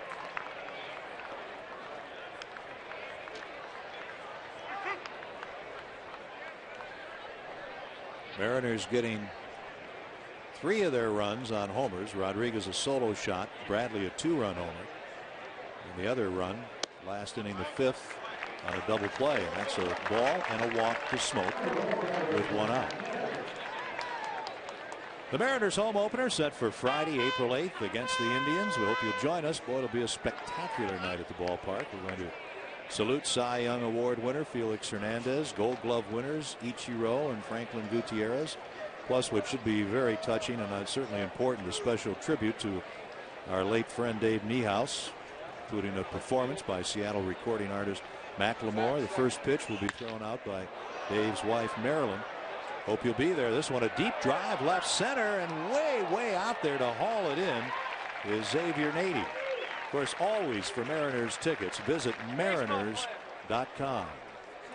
Kennedy gives that one a ride, Mike. Takes it all the way out to the warning track. Left center field. Nady stays with it and makes an over-the-shoulder catch up against the fence. That's tough down here with high skies. Yeah. You got to make those plays. Or ideally, you would make them anyway in the big leagues. Here is Luis Rodriguez, the switch hitting shortstop, fouled to third after his home run. Vasquez outside with a fastball, ball 1. Never hurts to get your tickets early for Mariners baseball. All sorts of packages available right on down from season tickets. So you'll have tickets for every game to the various packages we've talked about. So take advantage, get your tickets early, get the best seats, and be out at the ballpark often. High and away, 2-0. What a great ballpark we have, too. Packed them in today. Nice day here in Arizona. Probably 9,000 or 10,000 people here. We get back to Safeco. No finer park in Major League Baseball, and give you a chance to get out to the park in person. Cleveland, Toronto, Detroit, and Oakland will all play series at Safeco Field in April.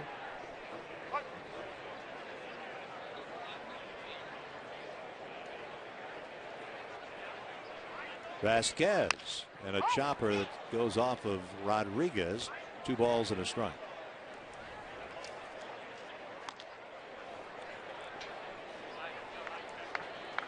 Of course, you see a lot of pitchers in spring training, pitchers working on pitch counts primarily. Both clubs expecting to likely use 5 pitchers. There is Aaron Laffey out in the M's bullpen. 2-1 the count. And in the dirt, scooped out by Blanco. 3 balls and a strike.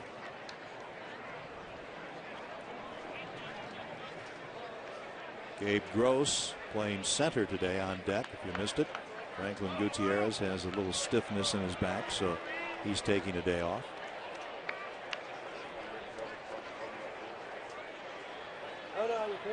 Allen holding with Smoke. He's there at first with 1 out. 6th inning, tied at 4. Ball hit to right. Parra in a few strides has it, and that retires the Sun. We've got quite a ball game here in the sunshine of the Valley of the Sun. Stay with us to the 7th, 4-4.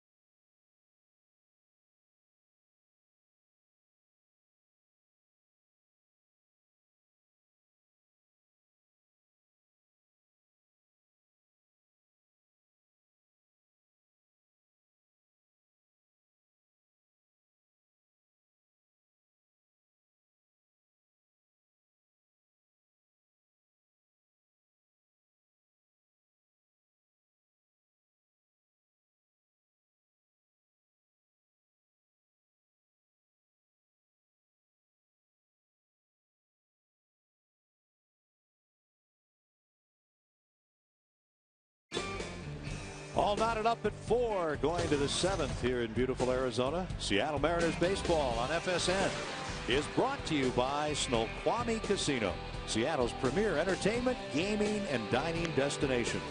And by Sterling Savings Bank. Visit sterlingsavingsbank.com.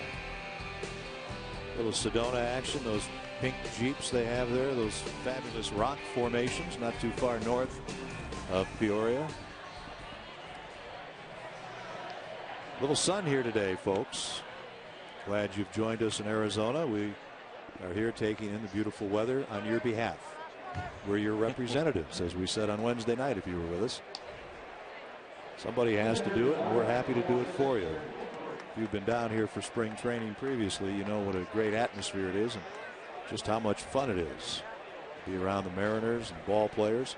Aaron Laffey, the left-hander, comes in, third hurler for the M's today. See what his numbers are for Cleveland last year. 4.5 ERA, 55 2/3 innings pitched for him. First pitch he throws is a strike to Gerardo Parra here in the 7th inning. There's somebody the Mariners are looking at be a part of their bullpen.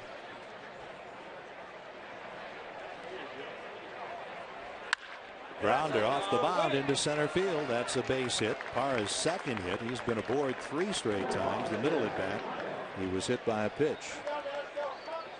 Now we're going to get a pinch hitter for the Diamondbacks. I'll check it. We're not going to get a pinch hitter. He's going to pinch run.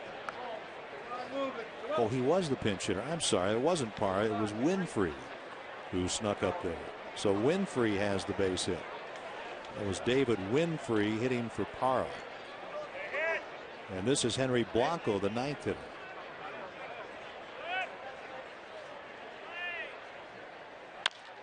Big chopper off the bat of Blanco. Quickly, they get the out at second and at first. Nice job starting it by the shortstop Rodriguez. Kazmar just in for Kennedy at second, turns it. An impressive turn. You can see him shielding his eyes from the sun. It was bounced high into the air. Wasn't sure they were going to have time to turn to, but a nice turn for the Mariners. So Blanco hits into a 6-4-3 double play. The second such double play they've turned. There have been 3 double plays by the Mariners today. And it's the top of the order for the Diamondbacks. Their second baseman, Kelly Johnson. And there's ball 1 from Laffey. Johnson has grounded out twice, drove in a run with a base hit off the Mariners starter Jason Vargas in the 5th inning. That's when the Diamondbacks scored 3 to take a short-lived 4-3 lead. Vargas had a very good outing. The numbers are certainly not indicative of how he pitched. 5 innings, 4 runs, 7 hits. He gave up a lot of hits that last inning. He pitched much better than those numbers. And he's had a really nice spring. Hadn't given up a run coming into today. And I think, again, just trying to get his pitch count up, get some arm strength going. Maybe a little bit tired towards the end. Gave up a few hits and a few runs out of here. But I would agree, the first 3 innings he was as sharp as I think you could possibly expect at this point in spring training. He looks like he's ready to go. Yeah, he's ready. He's on go. Laffey's pitch hits the umpire, Adrian Johnson. He gets conked. And it's 3 balls and a strike on Kelly Johnson. That's not an easy job either. Take a look at it. Oh, right off the kneecap. They are wearing shin guards under the pants there, but a lot of times you have creases and where the kneecap is exposed, and maybe it got him in a bad spot. It's lucky Bard's not a rookie, or the umpire might have had some choice words. Like youngster, learn to catch the ball. There's a foul ball. 3 balls, 2 strikes on Johnson.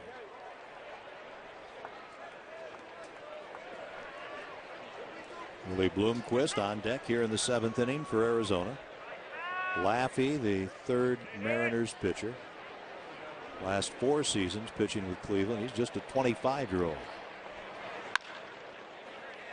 Smoke makes the play, goes to the bag, and that retires the side. 7th inning stretch time here in Peoria, Arizona, and this ball game is tied at 4.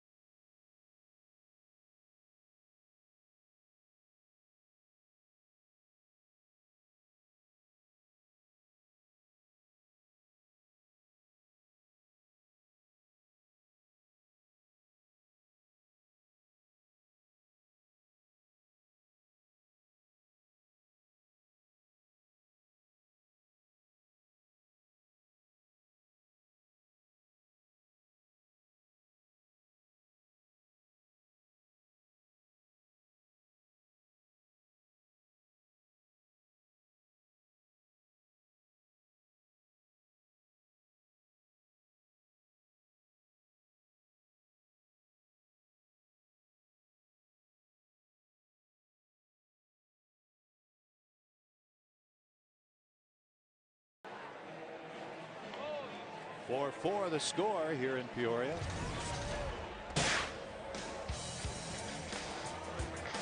Well, Jason Vargas, he's had a nice spring so far this year. Started off nice today, really had command of all of his pitches. Looked like he was just going to cruise along. Ended up with a little bit of trouble late. But Jason Vargas, another nice outing for him, and stretch his pitch count out, and he should be ready to go. Our Banner Bank building to the future. This is the time in a spring training game where you get lots of changes. We'll pass them along.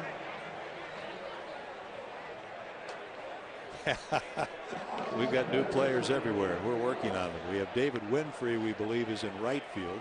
We also have a new left fielder and center fielder that we'll pick up for you for the Diamondbacks. We have a new pitcher for Arizona, their third, and it would be Juan Gutierrez.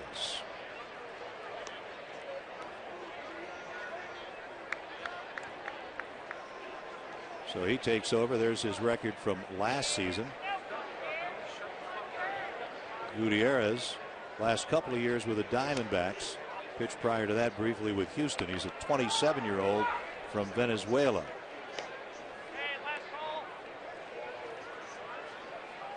A new second baseman also, so this is Gabe Gross leading off against Gutierrez, and he takes a ball.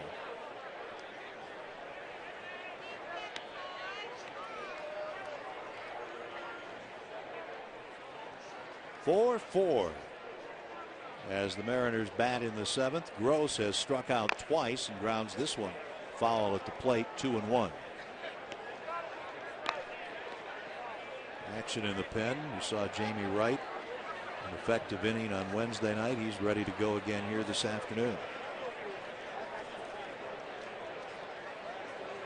The new left fielder for the Diamondbacks is Adam Eaton. So Eaton is in left field.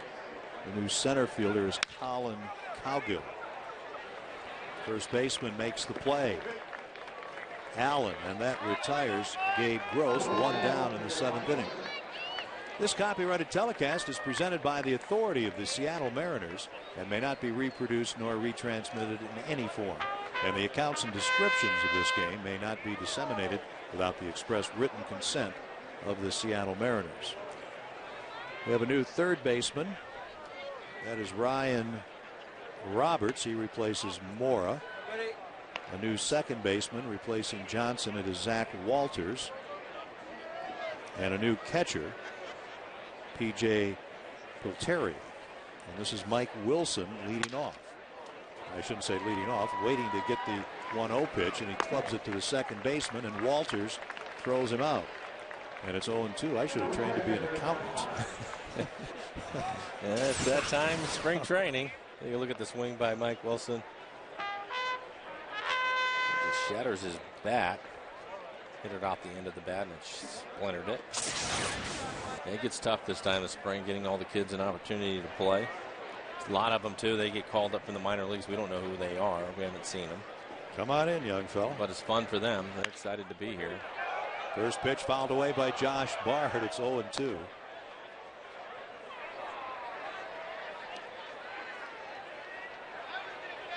The Diamondbacks outfield is Eaton in left, Cowgill in center, Winfrey in right. Left side of the infield, Roberts and Abreu, Walters and Allen on the right side, and the battery Gutierrez and Piltieri. And Gutierrez working his first inning following Hudson and Vasquez.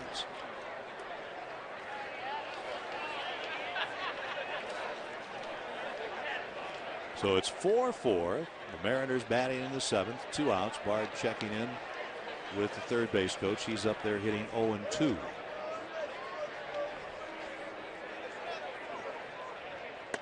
Josh looks at the bender. That freezes him. That'll do it. A 1-2-3 inning for Gutierrez. So the 8th inning coming up next before this big crowd in Peoria. And the ends of Diamondbacks are tied at 4.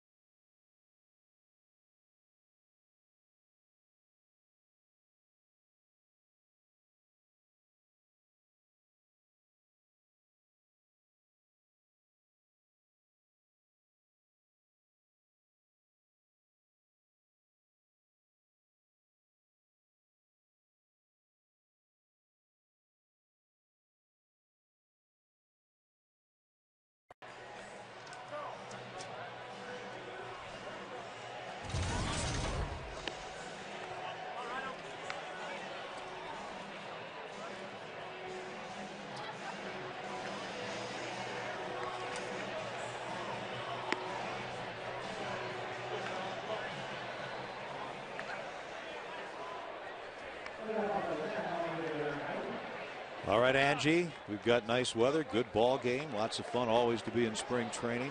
What a great time of the year it is, spring training. New pitcher, Jamie Wright, the veteran, the fellow we saw here the other night, 36-year-old Jamie Wright. He threw the ball well the other night. Take a look at his numbers last year, 3.41 ERA. And Eaton leading off, drives it deep to left, out of the reach of Wilson. And Eaton steams into second, and he has a double. Kirk Gibson doing the real trick here and not bringing in his players defensively and hitting them straight up in the outer. So Cowgill,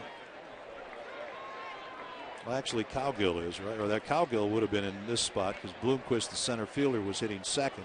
Cowgill replaced him defensively, but Adam Eaton, the left fielder, leads off. And that brings us to the Mora spot in the order. And here is the third baseman who replaced Mora in the 7th inning, Ryan Roberts. So we're going to guess then that Cowgill is hitting in Nady's spot in the order, which is a couple down. There's a breaking pitch. It's a strike. 4-4. 8th inning. Eaton at second with a double. And Josh Wilson playing third up on the grass. They're expecting Roberts to sacrifice the runner over. Smoke at first is shortened up. There you see Josh Wilson. Jamie Wright delivers. Swinging away, Roberts fouls it and is in the hole, 0-2.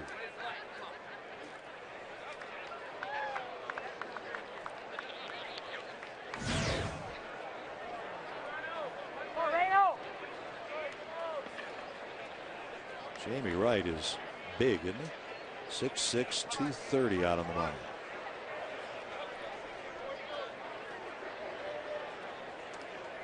Ryan Roberts, the Texan, at the plate.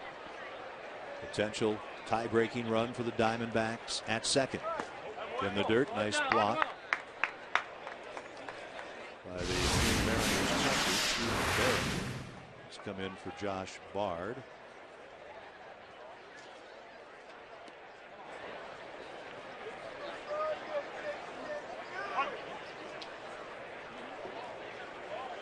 Now at third, Josh Wilson moves back. Likewise, Justin Smoke at first. The 1-2, big hook swung on, dropped by the catcher. He tags Roberts, and a big strikeout there for the pitcher, Jamie Wright, and the Diamondbacks unable to move the runner along.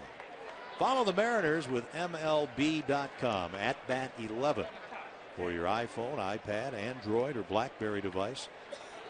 That's MLB.com at bat 11. You'll get spring training scores. They've got stats, highlights, live audio, and a bunch of other things. So just text at bat to 31826 or visit Mariners.com for details. Willie Mo Pena 0 for 3, the DH. It's a roller to short. Rodriguez over to Smoke. On to third goes Eaton, and he's there with 2 down here in the 8th inning. Rodriguez has had a nice day today. He's made all the plays out at shortstop.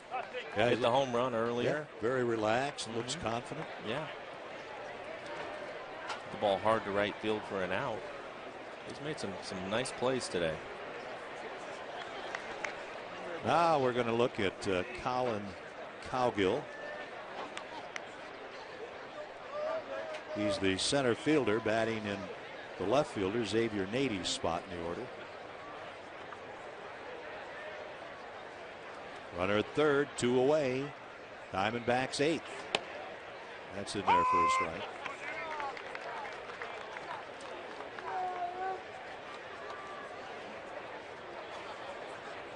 Jamie Wright, such a veteran, pitched so long in the big leagues. Mariners know that they know what to expect from him. He knows what to expect in the game situations. Not going to be surprised by anything, and he figures to be a key man in the bullpen. Oh, I think so. He can do a variety of jobs for you. Pitch in the 7th or 8th inning, or be a long man. Cowgill up there has never played higher than Double-A. He was in the Southern League last season. Product of the University of Kentucky. This one is inside, 2 balls and a strike.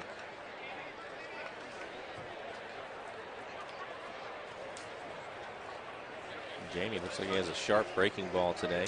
He's able to get a strikeout with it.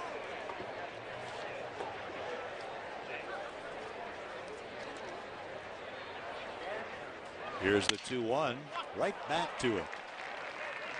He throws out Cowgill, and that'll do it. A leadoff double from Adam Eaton, but he does not score. To the bottom of the 8th, still knotted at 4.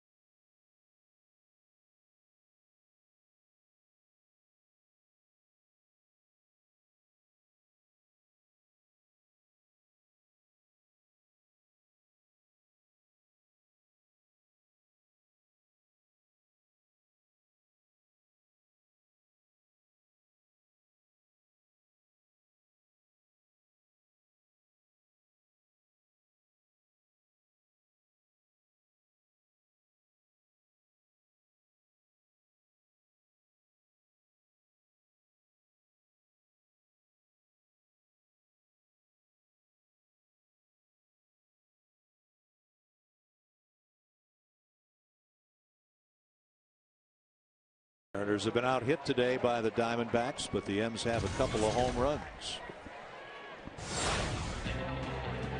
And this is the way it gets started. Luis Rodriguez hits one into the bullpen, out in the Diamondbacks bullpen.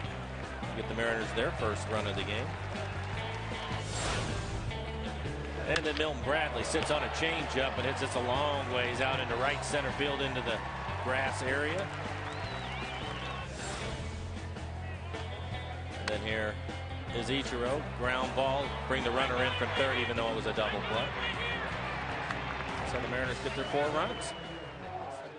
Nice and efficient.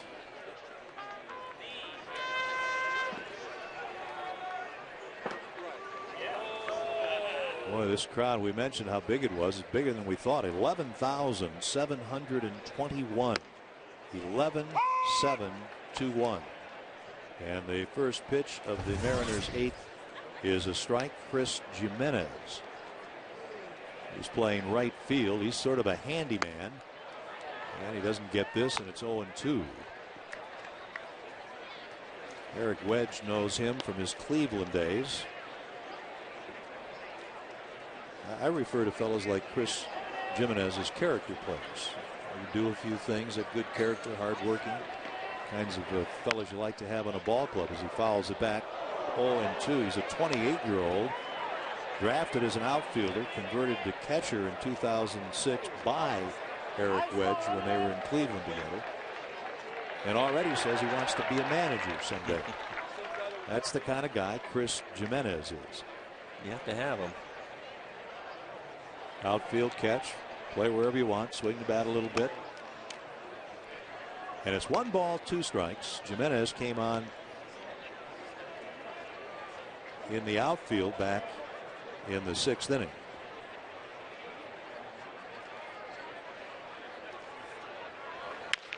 He taps it foul. 1 ball, 2 strikes.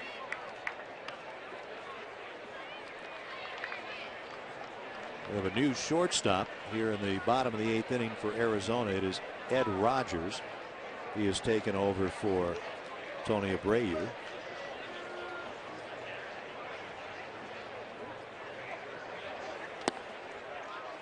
Two and two. So the Diamondbacks have turned everybody over with the exception of the first baseman, Allen.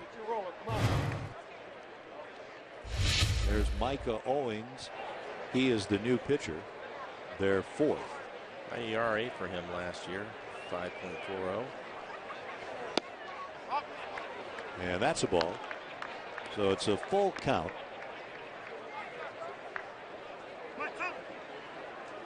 Jimenez leading off the eighth in a game that is tied at 4.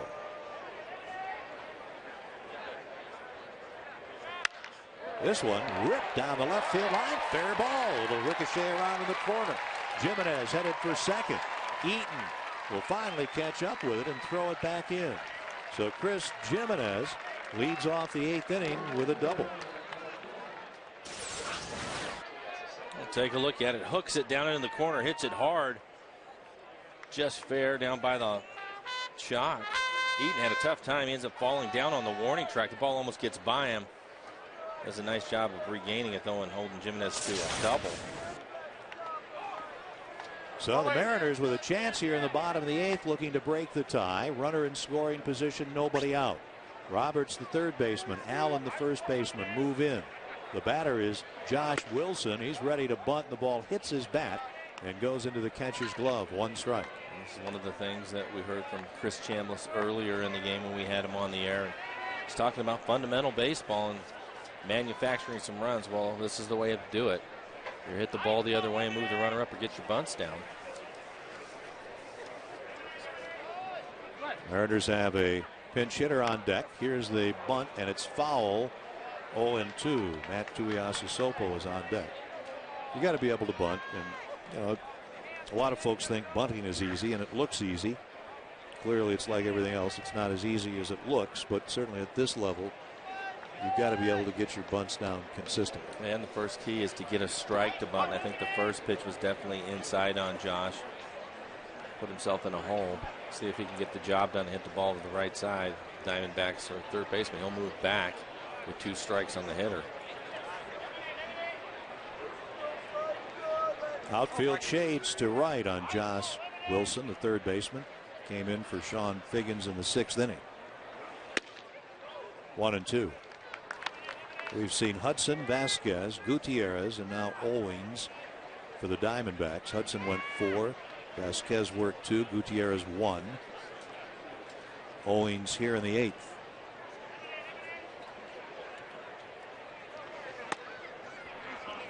And that's a ball. Owings big, 6'5", 220, former Cincinnati hurler. Looks like Tuiasosopo is out on deck. Mentioned Matt getting ready to get an opportunity at the plate today.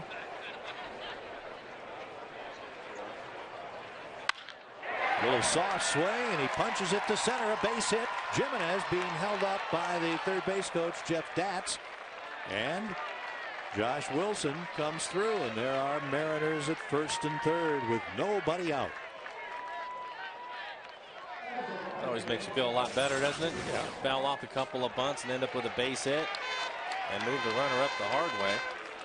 A nice piece of hitting for Josh. First and third, nobody out, tied at 4 here in the 8th inning. And Matt Tuiasosopo will pinch hit for the designated hitter Milton Bradley. Everybody making sure. Datz at third with Jimenez. Brumley, the coach, at first with Wilson. And Tuiasosopo really taking a long look down to make sure they know what they're going to do here. Quick throw to first to keep an eye on Josh Wilson. Up the middle, Kirk Gibson has Rogers and Walters in double play depth. Roberts at third, even with a bag. Allen, of course, holding with a runner. Nobody out. How many times have you seen that work? The play right there. The old fake to third. Once a year. I think the first time I saw it work was, I think it was Bob Stoddard. Used to do it all the time pitching for the Mariners. A name not remembered often. I did see him do it one time. I don't think I've seen it once a year. That's a strike to the pinch hitter, Tuiasosopo.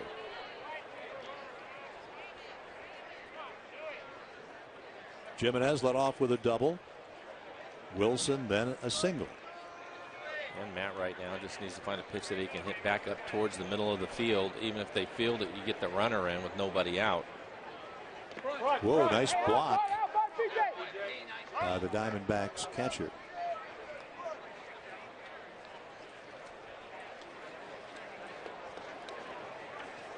A new supply of baseballs for plate umpire Adrian Johnson.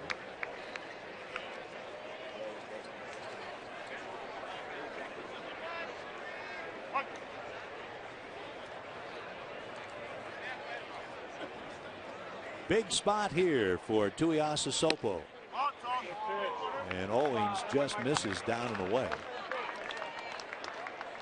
2-1.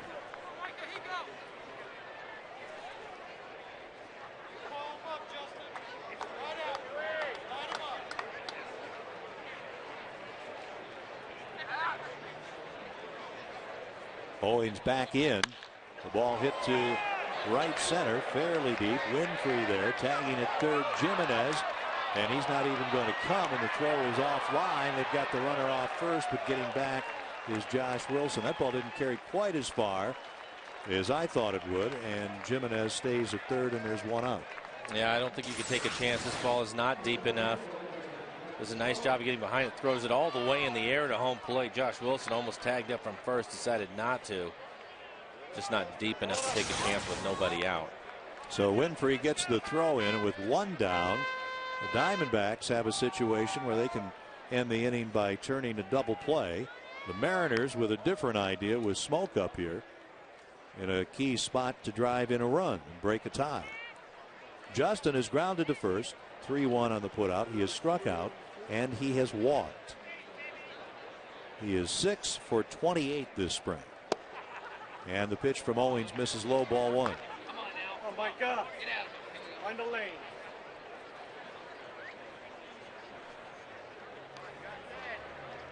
The second baseman for the Mariners, Sean Kazmar, is on deck. The crowd very quiet. And that's a strike. 1-1 on Smoke.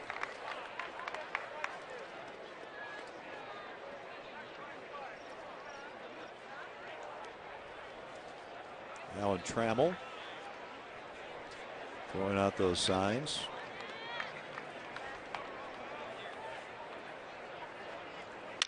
Broken bat roller. Allen backhands, comes to the plate. They'll get the runner Jimenez in a rundown, and he gets back. Oh, baby. He gets back. Pretty tough and unusual to get out of a rundown at the big league level, and that loads them up with Mariners and only one out. The Mariners catch a break. You can see the ground ball. Jimenez coming home. He stops. And I'm not sure why the catcher waited so long. You can see the third baseman coming up trying to close the ground. It's a timing play. It's the way you want to do it as a third baseman. But you have to get the ball a little bit earlier. Mariners catch a break. Diamondbacks got it down to the one throw. Once you get going, one throw, but you're right. Didn't throw it soon enough. Here's Kazmar. Ground ball to short. Gobbled up by Rogers to Walters to Allen. Oh, the throw pulls him off the bag, and Jimenez scores, and the Mariners take the lead 5-4 here in the 8th inning. So Kazmar hits into a force out, picks up an RBI. And the Mariners catch another break, a routine double play. See Smoke going in. He's really not that close to the second baseman, but he throws high, and Kazmar hustling the whole way beats it out, and the Mariners end up taking the lead. So a couple of breaks really paid off for him. How important is defense? Yeah, especially late in games. Zach Walters, the second baseman. You can see he had a little trouble there getting the ball out of his glove. Now the batter is the shortstop, Luis Rodriguez, with that home run in the second inning. He rips one foul, strike one. 5-4 Mariners. They've been out hit 10-6. Of course, the 2 home runs have helped. And now this big run in the 8th inning, a bit of a gift, but it all started with that big Chris Jimenez leadoff double. Then the Josh Wilson single after he failed to bunt. And the Mariners got themselves set up to accept some good fortune. And it's 1 ball, 1 strike. Another cliche. It's the little things. And boy, in this game, It is the little things. Little misplay on a rundown. Should have been a sure out. Double play, sure play. Little miss on the turn. Throw not accurate enough. Well, those are little things. They are little things, but you mentioned a couple of hits to start this inning. It puts pressure on the defense, and as long as you're putting pressure on there, they might make mistakes. And typically late in games, that mistake will cost you. Mariners took advantage of it. They lead it 5-4. Here's the ball hit to right. Winfrey back, and he makes the catch on the run on that drive off the bat of Luis Rodriguez. All of a sudden, the Mariners produce a run in the 8th. They find themselves 3 outs away from a win.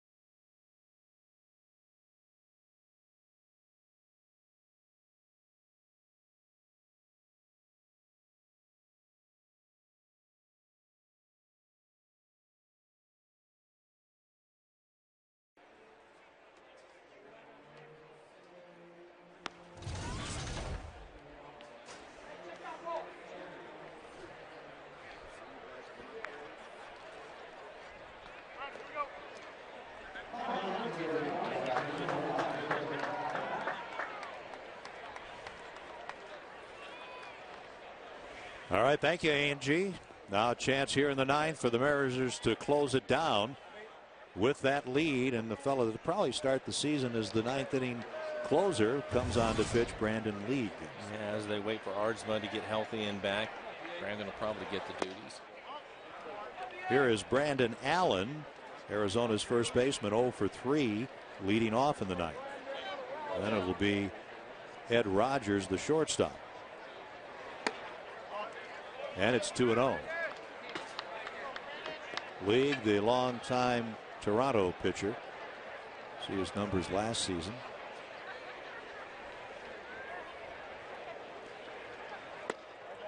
And he goes 3-0, and that's not the best way to start the 9th inning with a 1-run lead.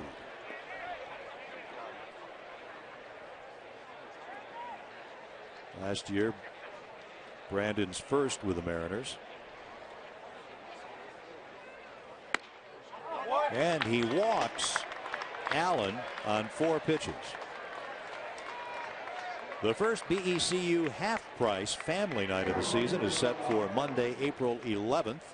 That's when the Blue Jays will visit Safeco Field. Great tickets, starting at just $10 a piece for an evening of fun the whole family will enjoy. Always tickets easy. Just remember Mariners.com. And go to Mariners.com/specials to find out more about that half-price family night presented by BECU. Never too early to get your tickets. Pick out some games you like and get the best seats possible as soon as you can. Slow roller off the bat of Rogers. Josh Wilson throws it over the head of Smoke. To third goes Allen. They're going to hold him up. And to second base goes the hitter Rogers as Chris Jimenez gets the ball back in.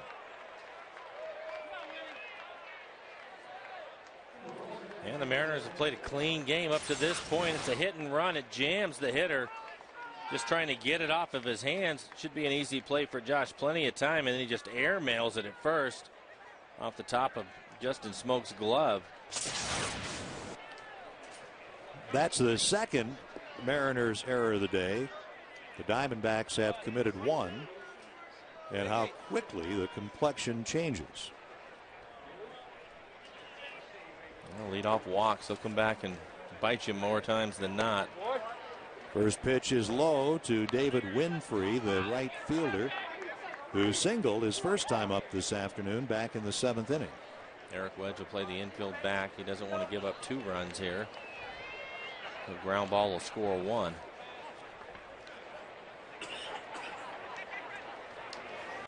There's a ground ball in the hole, base hit. That'll plate Allen. Over to third goes Rogers, and Winfrey is 2 for 2, and the contest is tied at 5.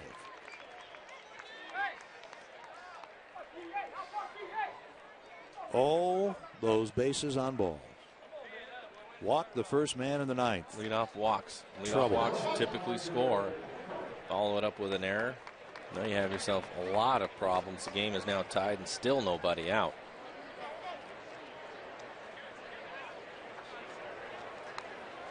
Now we'll get a pinch hitter for Arizona to face League here in the 9th. It is Juan Miranda, the former New York Yankee.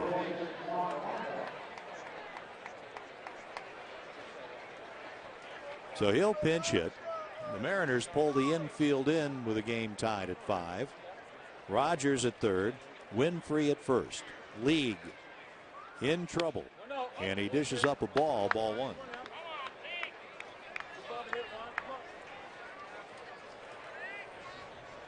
Bautista, the first reliever after Vargas, then Laffey, then Wright. They were all very consistent. Yes.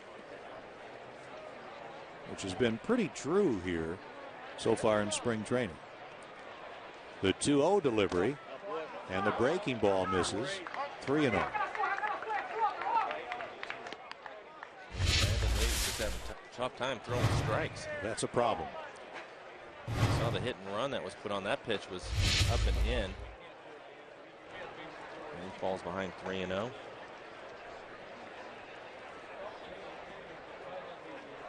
It'll be the top of the order to follow Miranda. Nobody out. And that's a strike.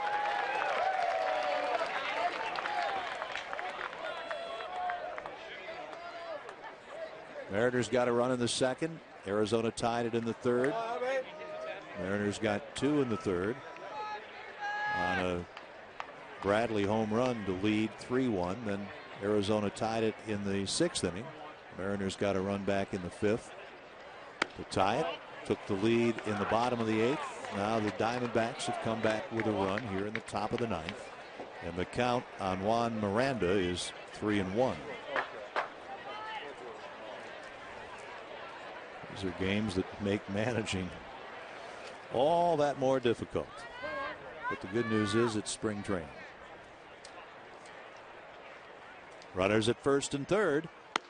And that is ball 4. Second walk given up by Brandon League here in the 9th inning.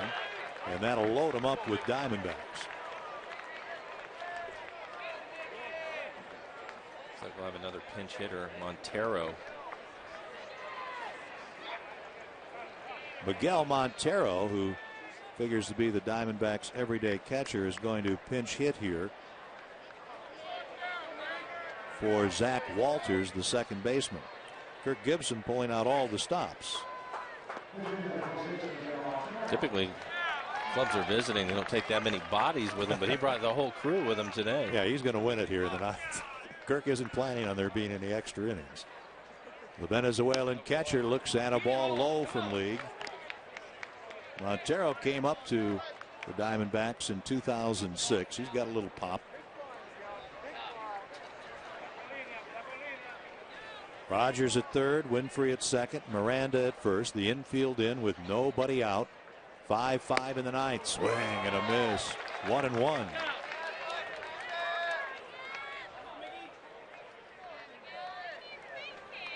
There you see the setup. The bases are loaded.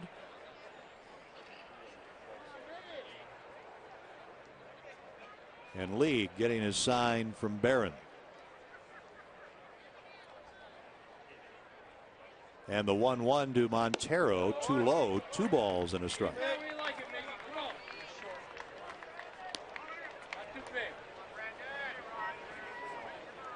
Regular season game, you'd see action in the pen, you'd see a left-hander, you're playing the lefty-lefty, righty-righty game. Here it's A. Brandon, you're pitching the 9th. Good luck. See what you can do. 2 ball, 1 strike pitch, and it's 3-1. He's really struggling right now. Nobody throwing in the pen.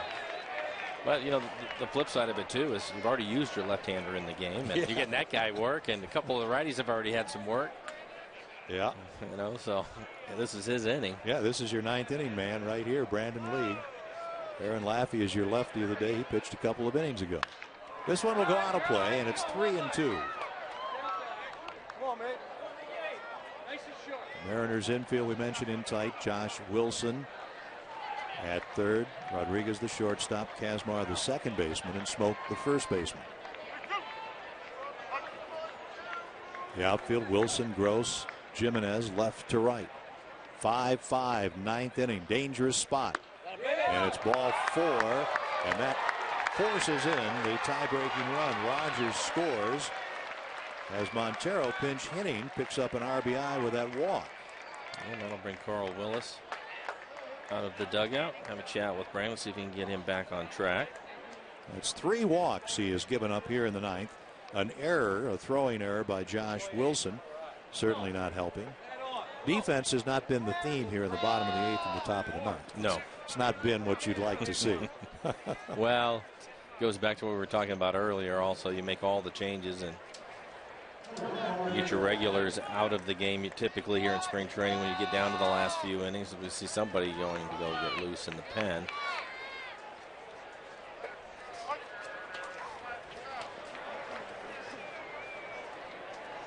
Here is Adam Eaton. Remember, he led off in the 8th inning with a double, and he spanks it into the crowd. 97, the right-hander is Scott Patterson, who pitched with the Tacoma Rainiers last season. So Patterson is at work in the pen. The Mariners have 3 pitchers that they have brought in this afternoon from the minor league camp just in case. And we may see that case yet. Eaton up there, swing, and a miss, 0-2. The infield still in tight, still nobody out. A couple of runs in here in the 9th inning for the Diamondbacks. So they come up in the 9th with 3 outs left, and they have scored twice and had only 1 hit. 3 walks have certainly helped Arizona. Swing and a miss. A foul into the catcher's glove. So there is an all-important first out. League has his first strikeout. It looked like he went with a couple of off-speed pitches. Take a look at this last one.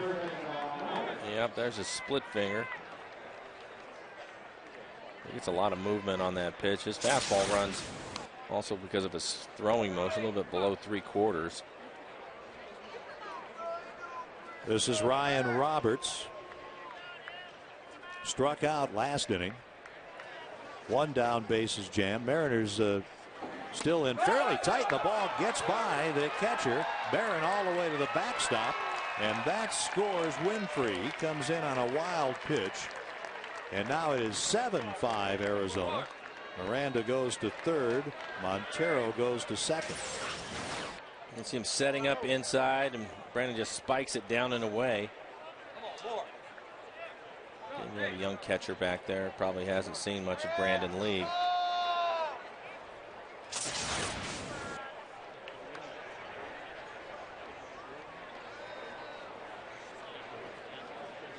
So runners at second and third, the infield in tight. This ball skied to right, drifting back. Jimenez way back makes the catch for the second out, and in to score comes Miranda. That's 4 runs in the inning. Montero goes to third on Ryan Roberts' sacrifice fly, and it is 8-5 Diamondbacks.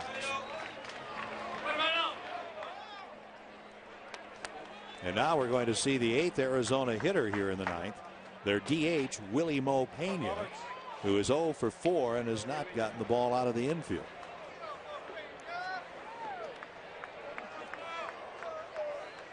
So the infield back now with 2 away. Montero will get his lead at third. League's pitch swung on and missed. Amazing, right? 4 runs on 1 hit. Hard to do. The next thing you have to say is 3 walks and an error, and that explains a lot, doesn't it? It leads you to where you're going to go. 8-11-1 for the backs, 5-6-2 for the M's, and that's a ball, 1-1 in the bottom of the ninth. And anything could happen. Gross, Mike Wilson, and the catcher due up, Stephen Barron. Swing and a miss. Pena goes fishing, 1-2.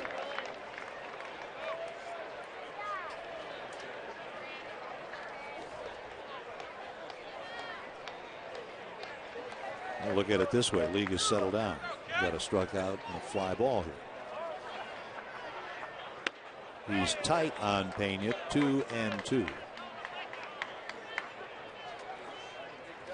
Boy, this game can change in a hurry, can't it?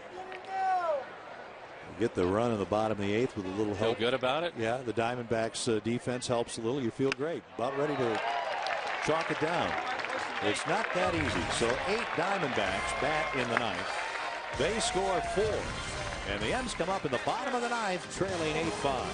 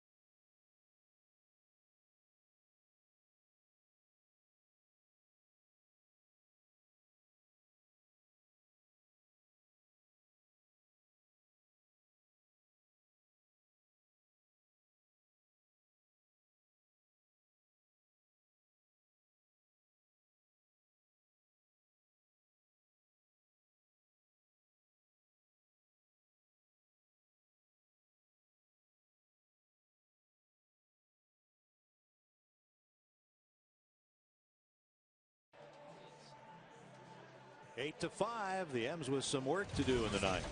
Well, we hope you'll be on hand often at Safeco Field in 2011. How about Wednesday, April 13th? The Mariners take on the Toronto Blue Jays. That's that big special 12:40 start. That's when you can pick up a new Mariners calendar featuring your favorite players. It's all courtesy of Verizon Wireless.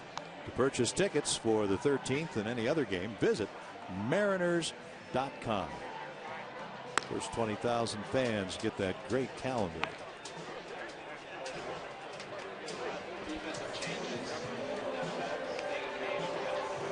At the Western Hockey League game tonight, right here on FSN, Everett at the Rose Garden in Portland to face the Winterhawks. That's at 7. The Winterhawks have probably at least 5 future NHLers. They have one of the best teams in the Western Hockey League. That'll be a great show tonight at 7 here on FSN. Junior hockey, great brand of hockey. Well, you know, we can't help but think of Dave Niehaus here, how much he loved spring training, loved his Mariners. My, oh my. We miss him, don't we? Well, we sure do.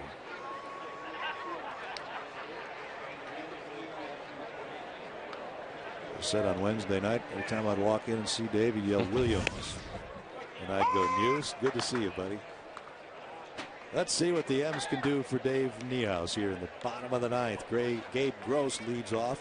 Gabe Gross, then Mike Wilson, and then the catcher due up, Stephen Barron. And that's a strike, and it's 0-2. New pitcher is Cam Nicolayo, the former Baltimore Oriole. He's got some height. There are the numbers on Michael Lyle. He is 6'9", weighs 255.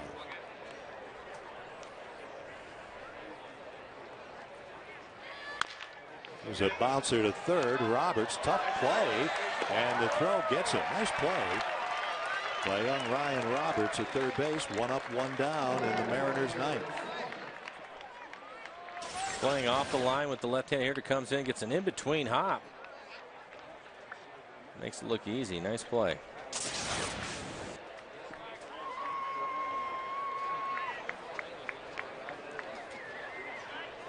So the M's down to the final 2 outs, trailing 8-5, and Mike Wilson looks at ball 1. Of course, the pitcher, Nicolayo, in the Mariners organization originally, went to the Orioles in that deal that sent Adam Jones over there, and the big deal that brought Eric Bedard here to the Mariners. It was back in February of 08, you might remember.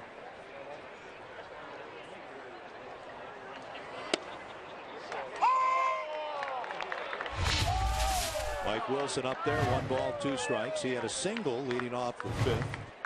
Came in to score. At that time, that was the tying run. It made it 4-4. We'll go to first base. Wilson hit by a pitch. Hopefully he'll be okay. Looks like he's fine. Get hit on the wrist or the hands. So many bad things can happen, and catch him right on his hand, his right hand, it looked like, yeah.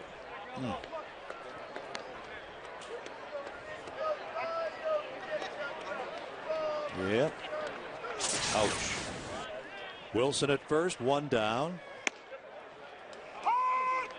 And there's a strike.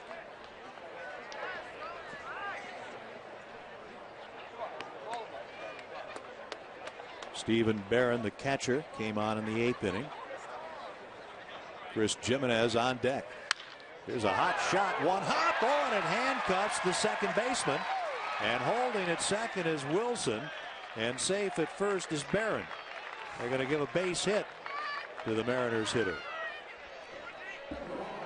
Well, he hits it right on the button. 1 hot skipper right by the second baseman. He barely was able to get a glove on it. It was hit so hard. It's Cody Ransom, second baseman, just coming in here in the 9th. So Ransom has a tough time, but it's a hit. So a hit batter, a single, all with 1 out in the 9th.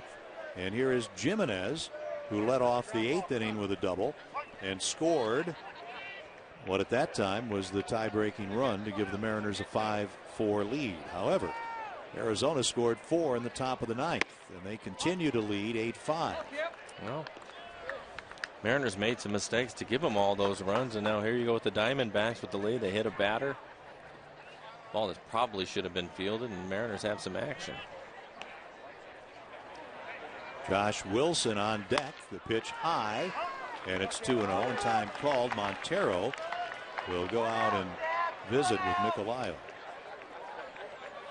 There's Josh Wilson. Mariners down to 47 players now. That's still 22 more than a lot. 12 games to go in spring training. Friday night, the 1st of April in Oakland, the season opener is not far off. 47 players yet. It's not that unusual, but there'll be more cuts coming quickly.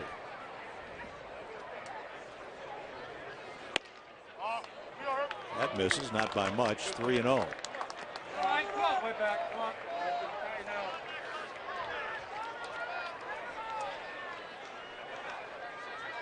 Mariners with 7 hits, including a couple of homers today. They could use a long ball or 2 here in the bottom of the 9th, down by 3, and it's a 3-1 count on Chris Jimenez, who's playing right field. Came on in place of Ichiro.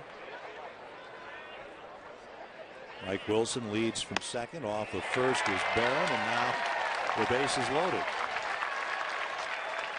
It is safe to say that anything can happen now before this is over. And here comes Kirk Gibson. He's going to want to have a conversation with his pitcher.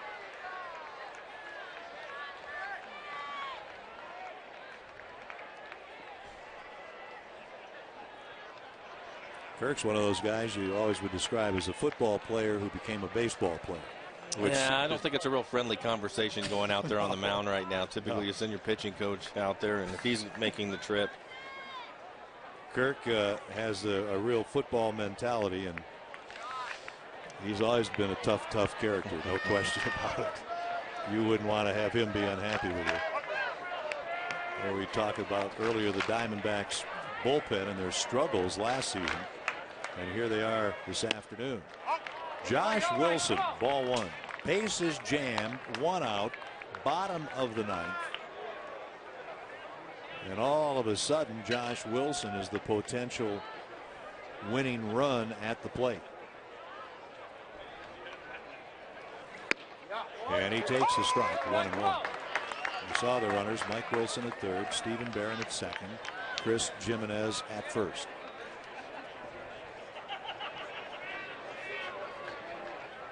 Bottom of the 8th, top of the 9th. Now the bottom of the 9th, a real ride here.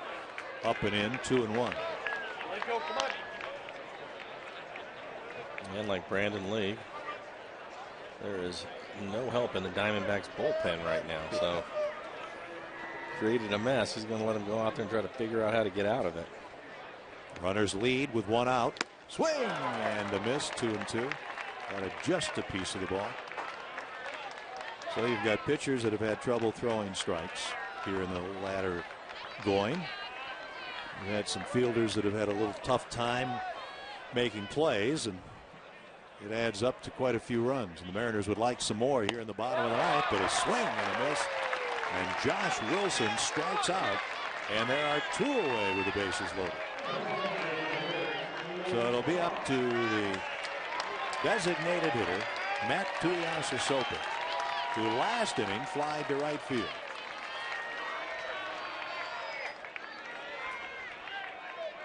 So far we've seen nothing but fastballs. Maybe Tui can get into one.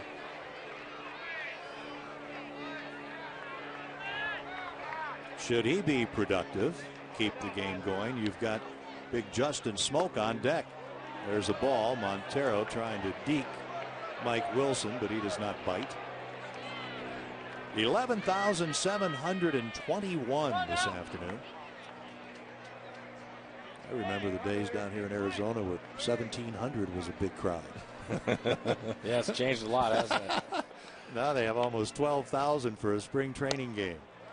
2-0. Oh, we're starting to get some action out in the bullpen. Bases jammed. Big opportunity for Tuiasosopo and the Mariners, trailing by 3 down to their last out. Fastball just misses. 3-0. So Cam Nicolayo has to throw a strike sometime soon. There's Smoke on deck. You give a walk here, and then all of a sudden it doesn't take a huge hit to tie the game. That's a strike, so it's 3-1. Tuiasosopo taking all the way. Matt, of course, versatile, trying to earn a spot on this club.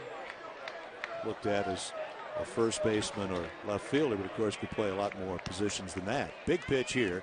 3-1. He doesn't get it. Wasn't the greatest pitch to hit, so a full count.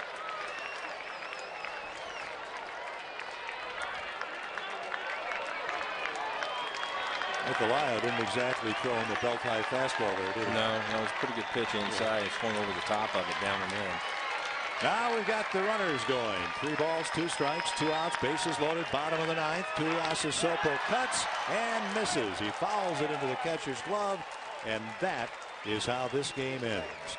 The Mariners leave 3 in the 9th. They threaten, but fail to score, and the final is 8-5. And take a look at the last pitch to Tui. Comes right at him. Again, another fastball down and in. He swings over the top of it to end the ball game. It's a shame the last inning here worked out the way that it had, because we had a pretty good game today. I thought Vargas was very good until his last inning. Probably just got tired, but the relievers Up till Brandon Lee really pitched well, Ken. Yeah, that's all true. Remember Melton Bradley early had that big 2-run homer.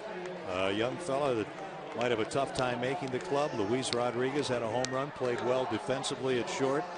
But the Diamondbacks, who came in having lost 9 Cactus League games in a row, earn an 8-5 victory as they out-hit the Mariners this afternoon, 11-7. Let's go downstairs now to Brad Adam.